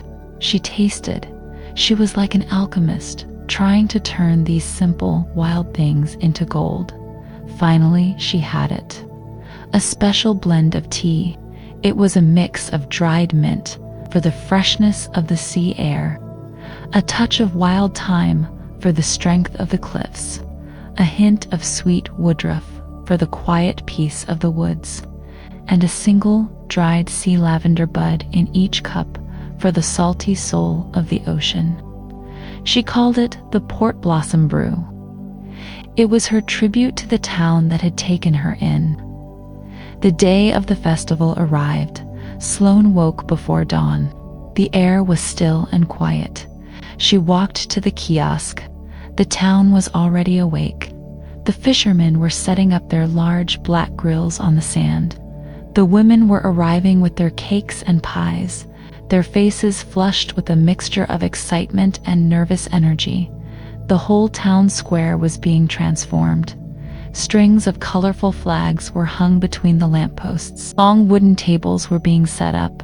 A small makeshift stage was built for the local musicians who had volunteered to play. There was a feeling in the air, a feeling of hope, a feeling of defiance. Sloane opened the kiosk. She had brewed a huge urn of the port blossom brew. The warm, complex herbal scent filled the air, mingling with the smell of the sea and the promise of grilling fish. People started to arrive. At first it was just the locals. But then, as the morning went on, cars began to arrive. Cars from the neighboring towns, cars from further away, people who had read the story in the newspaper or heard it on the radio. They came to support the small town. They came to be a part of the story. The day was a beautiful, chaotic, wonderful blur. Sloane worked harder than she had ever worked in her life. The line for the kiosk stretched across the entire square. Her hands were a constant motion of pouring, serving, and taking money. But it was not like the mechanical work of the city cafe. Here, every cup she served felt meaningful. Every coin that went into the large glass jar on her counter was a small victory. She saw Finn at the fish fry, laughing as he flipped a piece of glistening mackerel on the grill. She saw Maeve, a surprisingly cheerful expression on her face, selling raffle tickets for a giant homemade quilt. She saw the whole town, her town, working together, fighting for their home. Late in the afternoon, Sloane was refilling the sugar bowls when she found it. She was looking for some extra napkins on a high shelf in the back of the kiosk, a shelf she rarely used. Her fingers brushed against a small, loose board. It was similar to the one where she had found her father's list of words. Curiosity piqued. She pried it open. Tucked away in the small, dark space behind it was another notebook. It was smaller than the others, and the leather cover was more worn. It was not a recipe book. She opened it. The pages were filled with her father's handwriting, but it was more personal. It was a journal. He wrote about his regrets. He wrote about his wandering life and the loneliness that came with it. And he wrote about her. He wrote about his deep, aching regret for not being a better father. He wrote about how he had watched her from a distance as she grew up, afraid to get too close, afraid he would only disappoint her again. He wrote that he had bought this small, broken-down kiosk with the last of his money, hoping to build something real, something to leave for her. He hoped that one day she would find it. He hoped she would see the world the way he did. He wrote, "Maybe this little place can be her anchor. Maybe she can find a home here, the way I finally did. Maybe she can find the family I was never able to give her." Sloane's eyes filled with tears as she read the words. It was a confession. It was an apology. It was a gift of understanding. It was painful to read, but it was also healing. It was the final piece of the puzzle of her father. She finally understood. He had not abandoned her. He had been trying to find his way back to her all along. The noise of the festival outside seemed to fade away. In the quiet of the kiosk, she felt a profound sense of peace. The weight of her anger, the old, deep wound of his absence, finally began to dissolve. He had not left her a burden. He had left her a map to a new life, a map to a home. The sun began to set, painting the sky in brilliant strokes of orange and pink. The festival was winding down. The musicians played their last soft songs. The last of the fish was sold. The last slice of cake was eaten. The crowd began to drift away, their faces tired but happy. It was time. Maeve stood on the small stage. Mr. Gable stood beside her, holding a large metal cash box. The whole town gathered around, their faces turned upward, waiting. The silence was thick with anticipation. Mr. Gable opened the box. Inside was a huge, chaotic pile of cash and coins. The collection jars from every stall were brought forward and emptied into the box. It took 4 people, working with intense concentration, to count it all. Sloane stood in the crowd, her heart pounding so hard she thought it would break through her ribs. She held Finn's hand. His hand was warm and steady. Finally, Mr. Gable finished his calculations. He wrote a number on a small piece of paper. He looked at it. He checked it again. A slow, wide smile spread across his usually serious face. He handed the paper to Maeve. Maeve held the paper up. She put on her reading glasses, a small, dramatic gesture. She looked at the number. She looked out at the crowd. Her sharp blue eyes were shining. "Well," she said, her voice full of a proud, fierce joy. "It seems we showed him." The crowd erupted. A huge cheer went up, a sound of pure, unadulterated triumph. It was a sound that echoed across the quiet harbor and out over the dark water. They had done it. They had saved the kiosk. Sloane was swept up in a wave of hugs and joyful shouts. She felt tears streaming down her face, but this time they were tears of overwhelming gratitude and relief. She was not just Sloane anymore. She was Sloane of Port Blossom. This was her home. This was her family. And together they had faced the storm and tied a knot so strong that nothing could ever break it. Chapter 7: The Storm and the Letter. The joy of the festival lingered in Port Blossom like the warmth of a fire on a cold night. The town seemed to breathe a collective sigh of relief. The cloud of dread that had hung over them was gone, replaced by a bright, clear sky of accomplishment. The money, a vast and wonderful collection of crumpled bills and heavy coins, was counted and recounted, then deposited into the bank by a proud Mr. Gable. The impossible had been achieved. The kiosk was safe. For a few days, the town celebrated its victory. The atmosphere was light and cheerful. There was an extra spring in people's steps. The conversations at the kiosk were filled with retellings of the festival's success. Who sold the most cakes? Which fisherman's fish was the most popular? How the small town of Port Blossom had stood up for itself. Sloane felt a deep, quiet joy. The constant, gnawing anxiety in her stomach had finally gone. She woke up in the mornings feeling not a sense of dread, but a sense of peace. The kiosk was truly hers now, bought and paid for, not just with her father's complicated legacy, but with the love and effort of an entire community. She worked with a renewed sense of purpose. Her father's notebooks were no longer just a guide. They were a collaboration. She felt like she was in a silent conversation with him, continuing his work. She started to add her own notes in the margins, her own ideas, her own small discoveries. She was not just preserving his legacy, she was helping it grow. But a new, different kind of anxiety began to creep in at the edges of her peace. Mr. Sterling had not been seen or heard from since his visit. The end of the summer was fast approaching, the final date on the loan agreement. They had the money, but the transaction was not yet complete.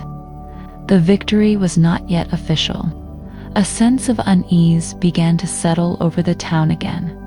It was a quieter, more watchful feeling. They had won the battle, but the war was not over until the final papers were signed. And then the weather began to change. The long, beautiful stretch of late summer sun came to an abrupt end.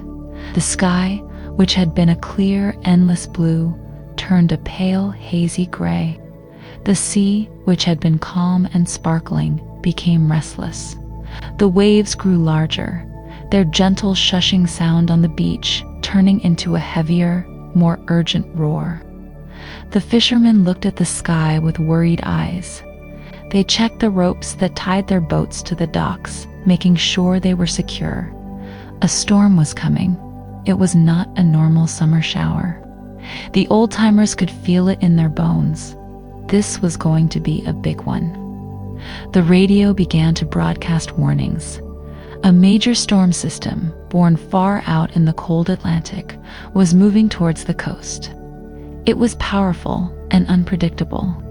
People were advised to secure their homes, to board up their windows, and to stay indoors.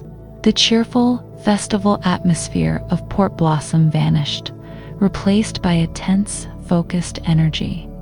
The town began to prepare. Shopkeepers took their signs down.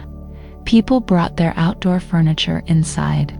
The sound of hammers echoed through the streets as loose shutters were secured. Sloane watched the preparations with a growing sense of fear. Her little blue kiosk, which had seemed so strong and sturdy, now looked terribly vulnerable. It stood right on the edge of the shore, completely exposed to the wind and the sea. It was in the most dangerous place in the entire town. She felt a deep, protective instinct towards the small building. It was more than just a place of business. It was her home. It was her father's dream. She could not bear the thought of it being harmed. She started her own preparations. She brought everything that was loose inside. The small sign, the chairs and tables she had recently put outside for her customers. She packed her precious notebooks and the jars of ingredients into a sturdy wooden crate, ready to move them to higher ground if necessary. The sky grew darker. The wind began to pick up, a low, mournful moan that rattled the new pane of glass in her window. The sea turned from gray to a dark, angry green. The waves were no longer rolling onto the shore. They were crashing, sending plumes of white spray high into the air. The salt spray felt like a fine, cold rain on her skin. Finn appeared at her side. He did not need to be asked. He just came. His face was serious, his eyes focused. "We need to board up the window," he said, his voice calm but firm over the rising sound of the wind. He had brought boards and a hammer and nails. Together, they worked. The wind tore at them, whipping Sloane's hair across her face and making it hard to stand. The boards were heavy and awkward. The hammering was difficult, the nails bending in the strong gusts. But they worked with a steady, determined rhythm. Finn's presence was a comfort. He was not afraid. He knew the sea. He knew its moods. He moved with a quiet confidence that soothed Sloane's ragged nerves. When they were finished, the kiosk was a blind, sealed box. The beautiful view of the sea was gone, replaced by the dark, rough wood of the boards. It felt like they were entombing the place, protecting it by shutting out the world. "We should go," Finn said, his voice raised to be heard over the wind's howl. "It's not safe here." But Sloane could not leave. Not yet. She felt a strange, stubborn need to stay with the kiosk, to stand guard over it. "I'll be careful," she told him. "I'll stay inside. I just need to be here." Finn looked at her, then at the dark, churning sea. He understood. He did not argue. "All right," he said. "Then I'm staying too." They went inside, closing the heavy door and bolting it from within. The small space was plunged into a strange, deep twilight. The only light came from a single, battery-powered lantern Sloane had bought from Maeve's store. The world outside was reduced to sound. The sound was immense. It was a deafening roar. The wind shrieked and howled like a living creature, a monster trying to claw its way in. It threw things against the walls of the kiosk: sand, pebbles, pieces of driftwood. Each impact was like a gunshot, making Sloane jump. The building itself seemed to groan and protest under the assault.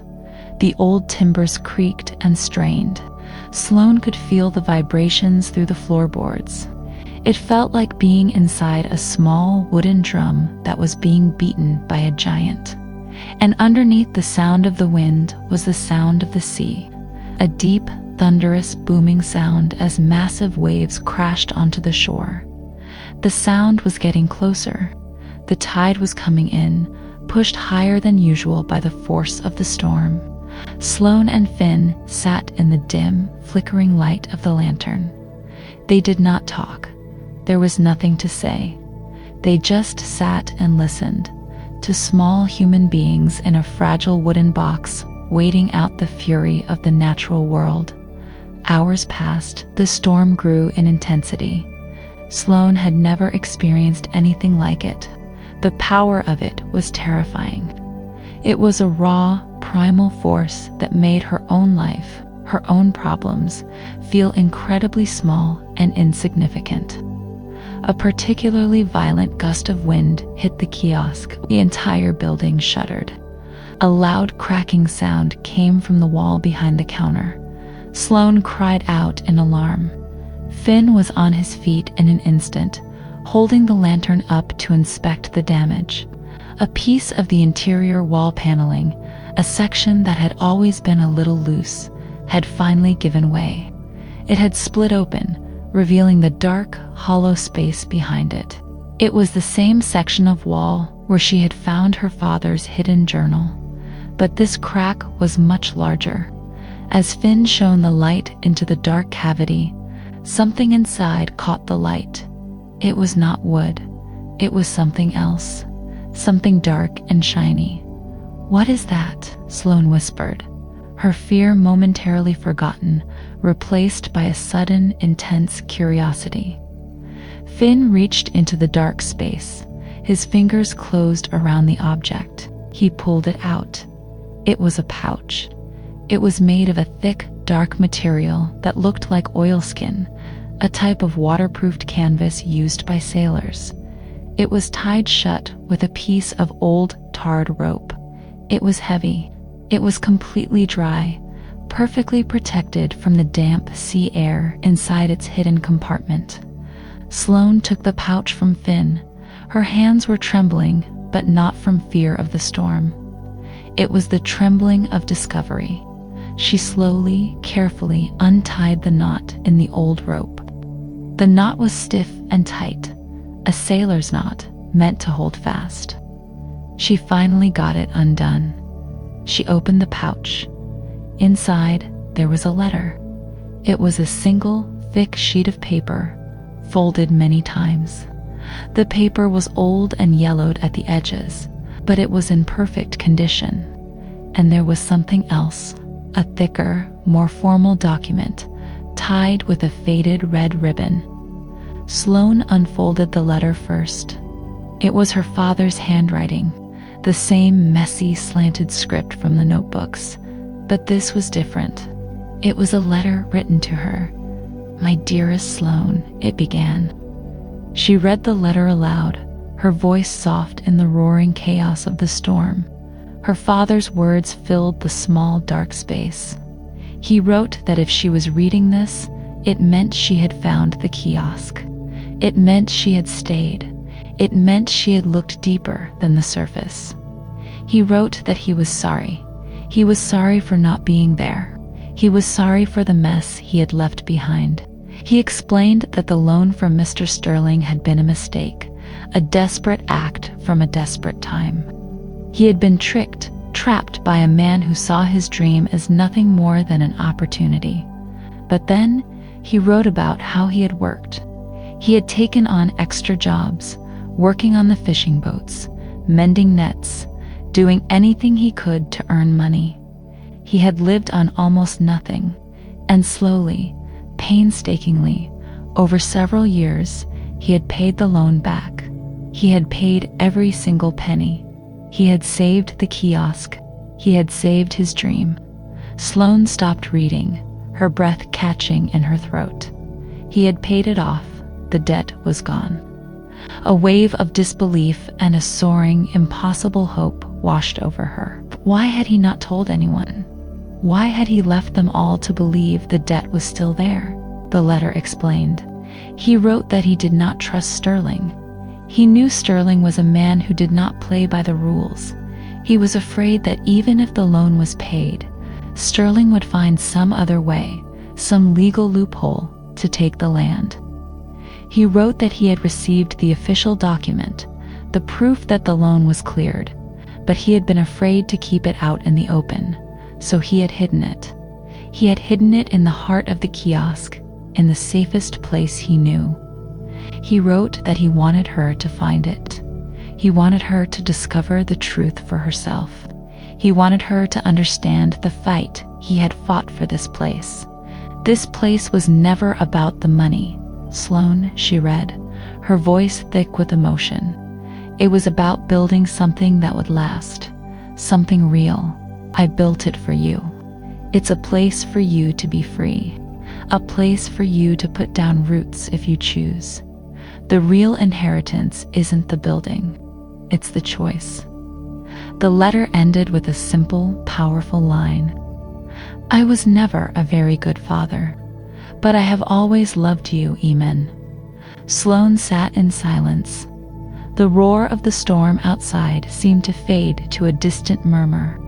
The small lantern-lit space of the kiosk felt sacred. It was filled with the presence of her father, with the overwhelming power of his love and his sacrifice. The tears that came were not tears of sadness or fear. They were tears of profound, heartbreaking, beautiful understanding. He had not left her a burden. He had left her a gift of freedom, hidden in the heart of a storm. Finn, who had been listening in silence, gently touched her hand. He pointed to the other document, the one tied with the red ribbon. Sloane picked it up. Her hands were steady now. She untied the ribbon. She unfolded the document. It was covered in official stamps and signatures, and at the bottom, in clear, unmistakable terms, it stated that the loan from Sterling Development to Eamon for the property known as the Wanderer's Brew had been paid in full. The date on the document was over a year ago. She held the proof in her hands. The storm outside could rage all it wanted. The wind could howl. The waves could crash. But in the small, safe heart of the kiosk, Sloane knew that they had already won. The fight was over. The shadow of Sterling was gone forever. They just had to wait for the storm to pass. The storm raged for the rest of the night. It was the worst storm Port Blossom had seen in a generation. But inside the kiosk, Sloane felt a strange sense of calm. She held the letter and the deed, the two most precious things she owned.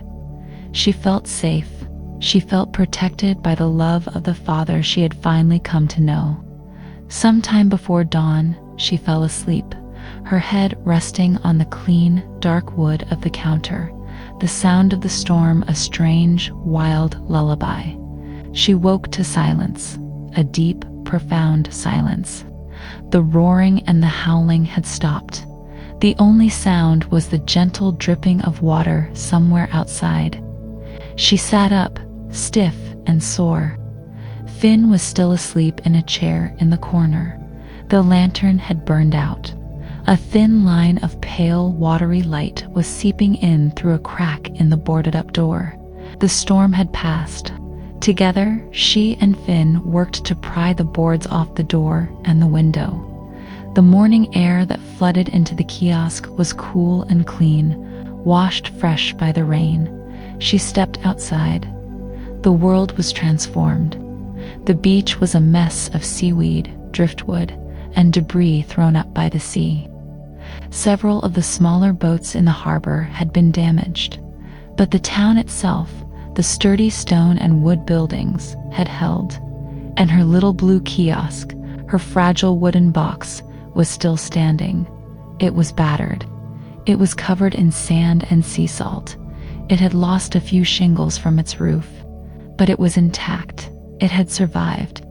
Sloane looked at the calm gray sea. She looked at the clearing sky. She held the precious papers in her hand. A new morning had begun. It was the first day of her new, free life. Chapter 8. A New Morning. The silence after the storm was a strange and beautiful thing. It was not an empty silence. It was a silence filled with the soft, gentle sounds of a world coming back to life. The drip of water from the eaves of the kiosk, the distant, lonely cry of a single gull, the soft sigh of the sea, its anger spent as it rolled onto the reshaped beach. The town of Port Blossom woke up slowly, cautiously. People emerged from their homes, blinking in the pale, watery sunlight. They stepped out into a world that was both familiar and changed. The streets were littered with leaves and small branches, torn from the trees by the wind. A few fences were knocked down. A small fishing boat had been washed onto the shore, where it lay on its side like a tired, sleeping whale. But the town had survived. The core of it, the sturdy homes and the resilient people, was intact. A quiet, collective sigh of relief seemed to hang in the clean, washed air.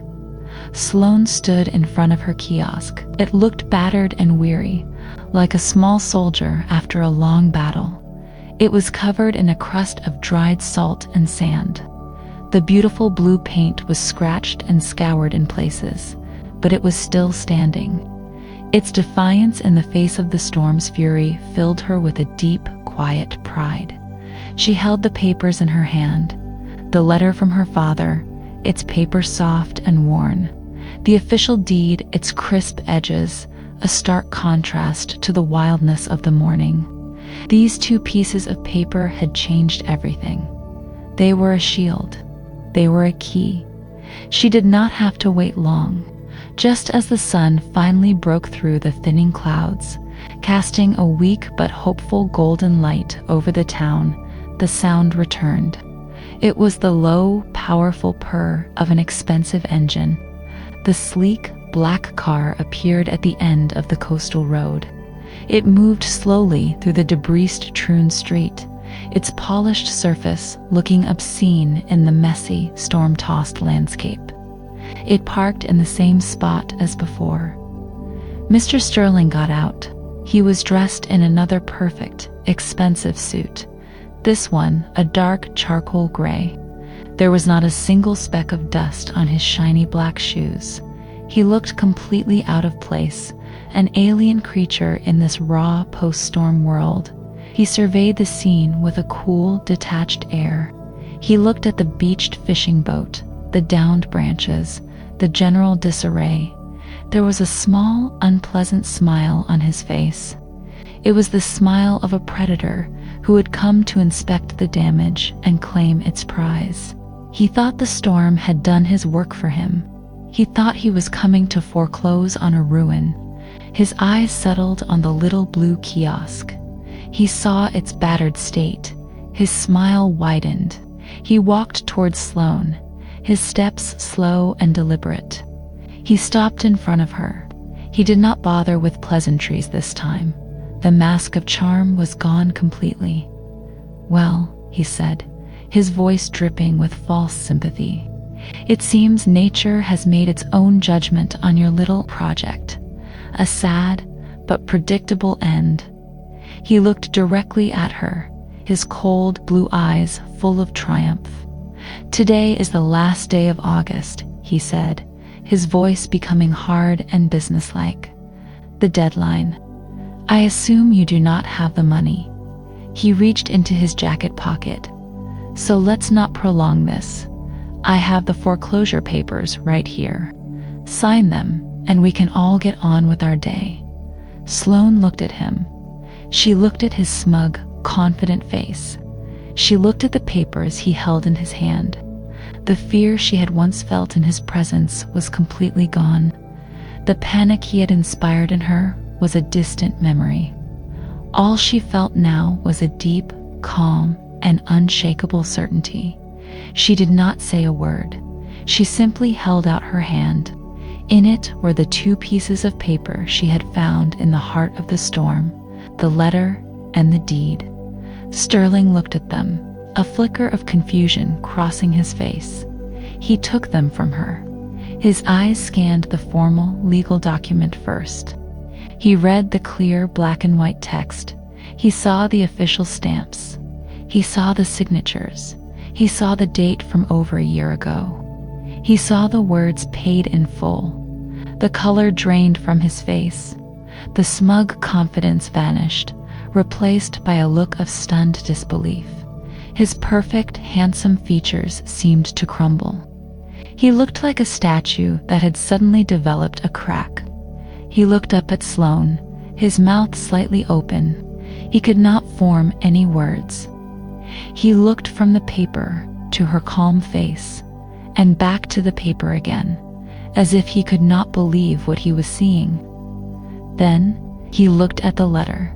His eyes flew across her father's messy, handwritten words.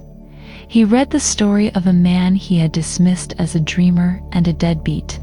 He read the story of a quiet, determined fight that had been won a long time ago. When he looked up again, his eyes were different. The cold triumph was gone.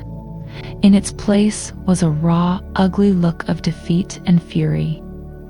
"This is impossible," he stammered, his smooth voice now rough and uneven. "It's a trick, a forgery," but he knew it was not. The official deed was undeniable. He had been beaten. He had been outsmarted by the quiet, wandering man he had so thoroughly underestimated. He had lost. By now a small crowd had gathered. The people of Port Blossom, who had been busy cleaning up their own properties, had seen the black car arrive. They had come to stand with Sloane. Finn was there, standing silently a few feet behind her, a solid, protective presence. Maeve was there, her arms crossed over her chest, her sharp eyes missing nothing. The fishermen were there, their faces grim and watchful. They formed a silent human wall around their kiosk. Sterling looked at their faces. He saw no fear. He saw no pity. He saw only a quiet, unified strength. He was an outsider here, a defeated invader. He crumpled the letter in his fist, a final, petty act of anger. He turned without another word and walked back to his car. His confident stride was gone. His shoulders were slumped. He looked like a smaller man than the one who had arrived. He got into his sleek, black car. The engine started. He drove away, his tires spinning a little in the wet sand, and this time everyone knew he would not be coming back. The shadow was gone for good. A deep, collective breath seemed to be released by the small crowd. It was over. A few quiet cheers broke the silence. Maeve walked over and picked up the crumpled letter. She smoothed it out carefully and handed it back to Sloane. "You'll want to keep this," she said, her voice softer than Sloane had ever heard it. Sloane took the letter. She looked at her father's words. Then she looked at the kiosk, her kiosk, standing battered but proud in the morning sun. The fight was over. Now, the rebuilding could begin. The days that followed were days of quiet, purposeful work. The storm had left its mark on the town, but it had not broken its spirit. In fact, it seemed to have brought the community even closer together. There was a sense of shared experience, of having weathered something difficult and come out stronger on the other side. The cleanup was a communal effort. Neighbors helped neighbors clear away debris. The fishermen worked together to repair the damaged boats. The whole town worked as one, a quiet, efficient army of recovery. The kiosk, too, became a community project. The morning after Sterling left, a small group of people simply appeared at Sloane's door. Finn was there, of course, with his toolbox, but so was old Thomas, the fisherman who had been the first to try her sunshine coffee. He was surprisingly skilled with a hammer. Martha, the postmistress, arrived with a basket of sandwiches and a large flask of hot tea. Even Maeve closed her shop for the afternoon, showing up with a can of special wood polish and a determined look on her face. No one asked Sloane if she needed help. They just came. They saw a job that needed doing, and they did it. They were rebuilding their kiosk. They worked together under the pale, late summer sky. They replaced the lost shingles on the roof. They repaired the small sections of the wall that had been damaged by the wind.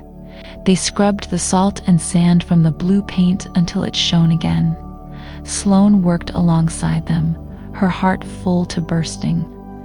This was the family her father had written about, a family forged in shared purpose and mutual care.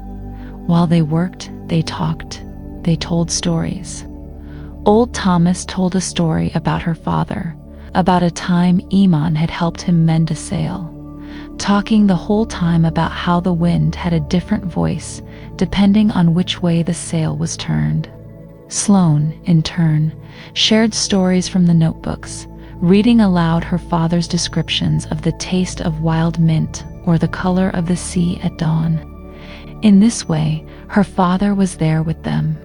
His spirit, his love for this place, was a part of the rebuilding. The final touch was the sign. The old, crooked sign that said the Wanderer's Brew had been a symbol of her father's restless spirit. But Sloane knew that the kiosk was something more now. It was his legacy, but it was also her future. It was a place of wandering, but it was also a place of putting down roots. It needed a new name. She found a long, smooth piece of driftwood on the beach, bleached white by the sun and the sea. She carefully painted the new name on it herself, in the same deep blue as the kiosk walls. The letters were clear and simple. The new sign said, Sloane and the Wanderer. It was a name that honored the past and embraced the present. It was a name that told the whole story. Finn helped her hang it. It hung straight and true above the door, a beacon of welcome. The day she reopened, there was no grand announcement. She just opened the door, and the people came. The kiosk was the same, yet different. It was cleaner, stronger. It felt more settled, more permanent. The scars from the storm were still there, a few scratches on the paint, a slightly mismatched shingle on the roof. But these were not imperfections. They were signs of a story. They were proof of survival. Sloane was different too. The quiet, invisible woman from the city was gone forever. In her place was a woman who was calm, confident, and deeply connected to the world around her. She knew the names of the tides. She knew the songs of the seabirds. She knew the stories of the people who came to her counter every day. She had found her place. She had found her voice. Her life was no longer a gray circle.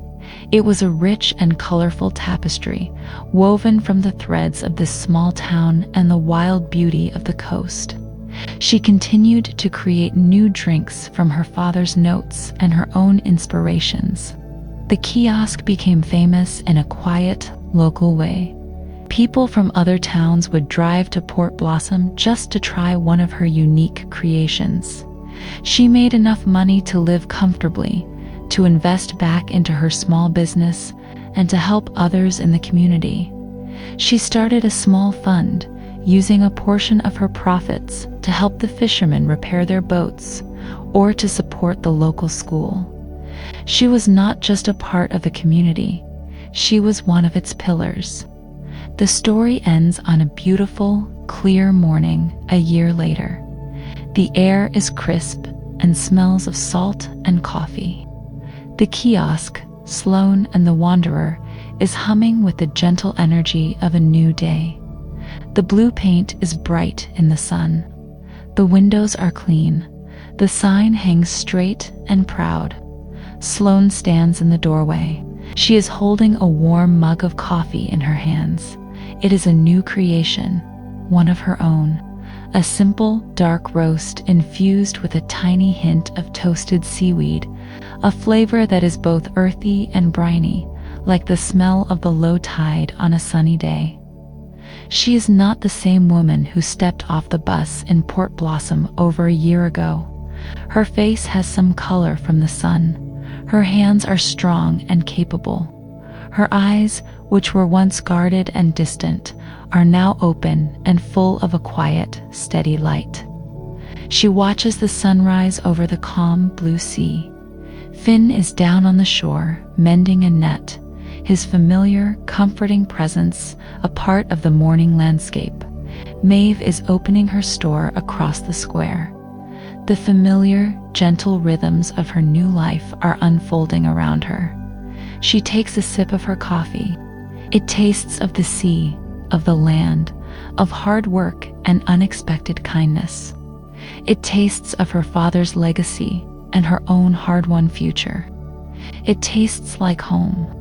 And as she stands there in the doorway of the little blue kiosk that had saved her, she smiles. It is a genuine, peaceful smile. She has found her place. She is no longer wandering. She is anchored.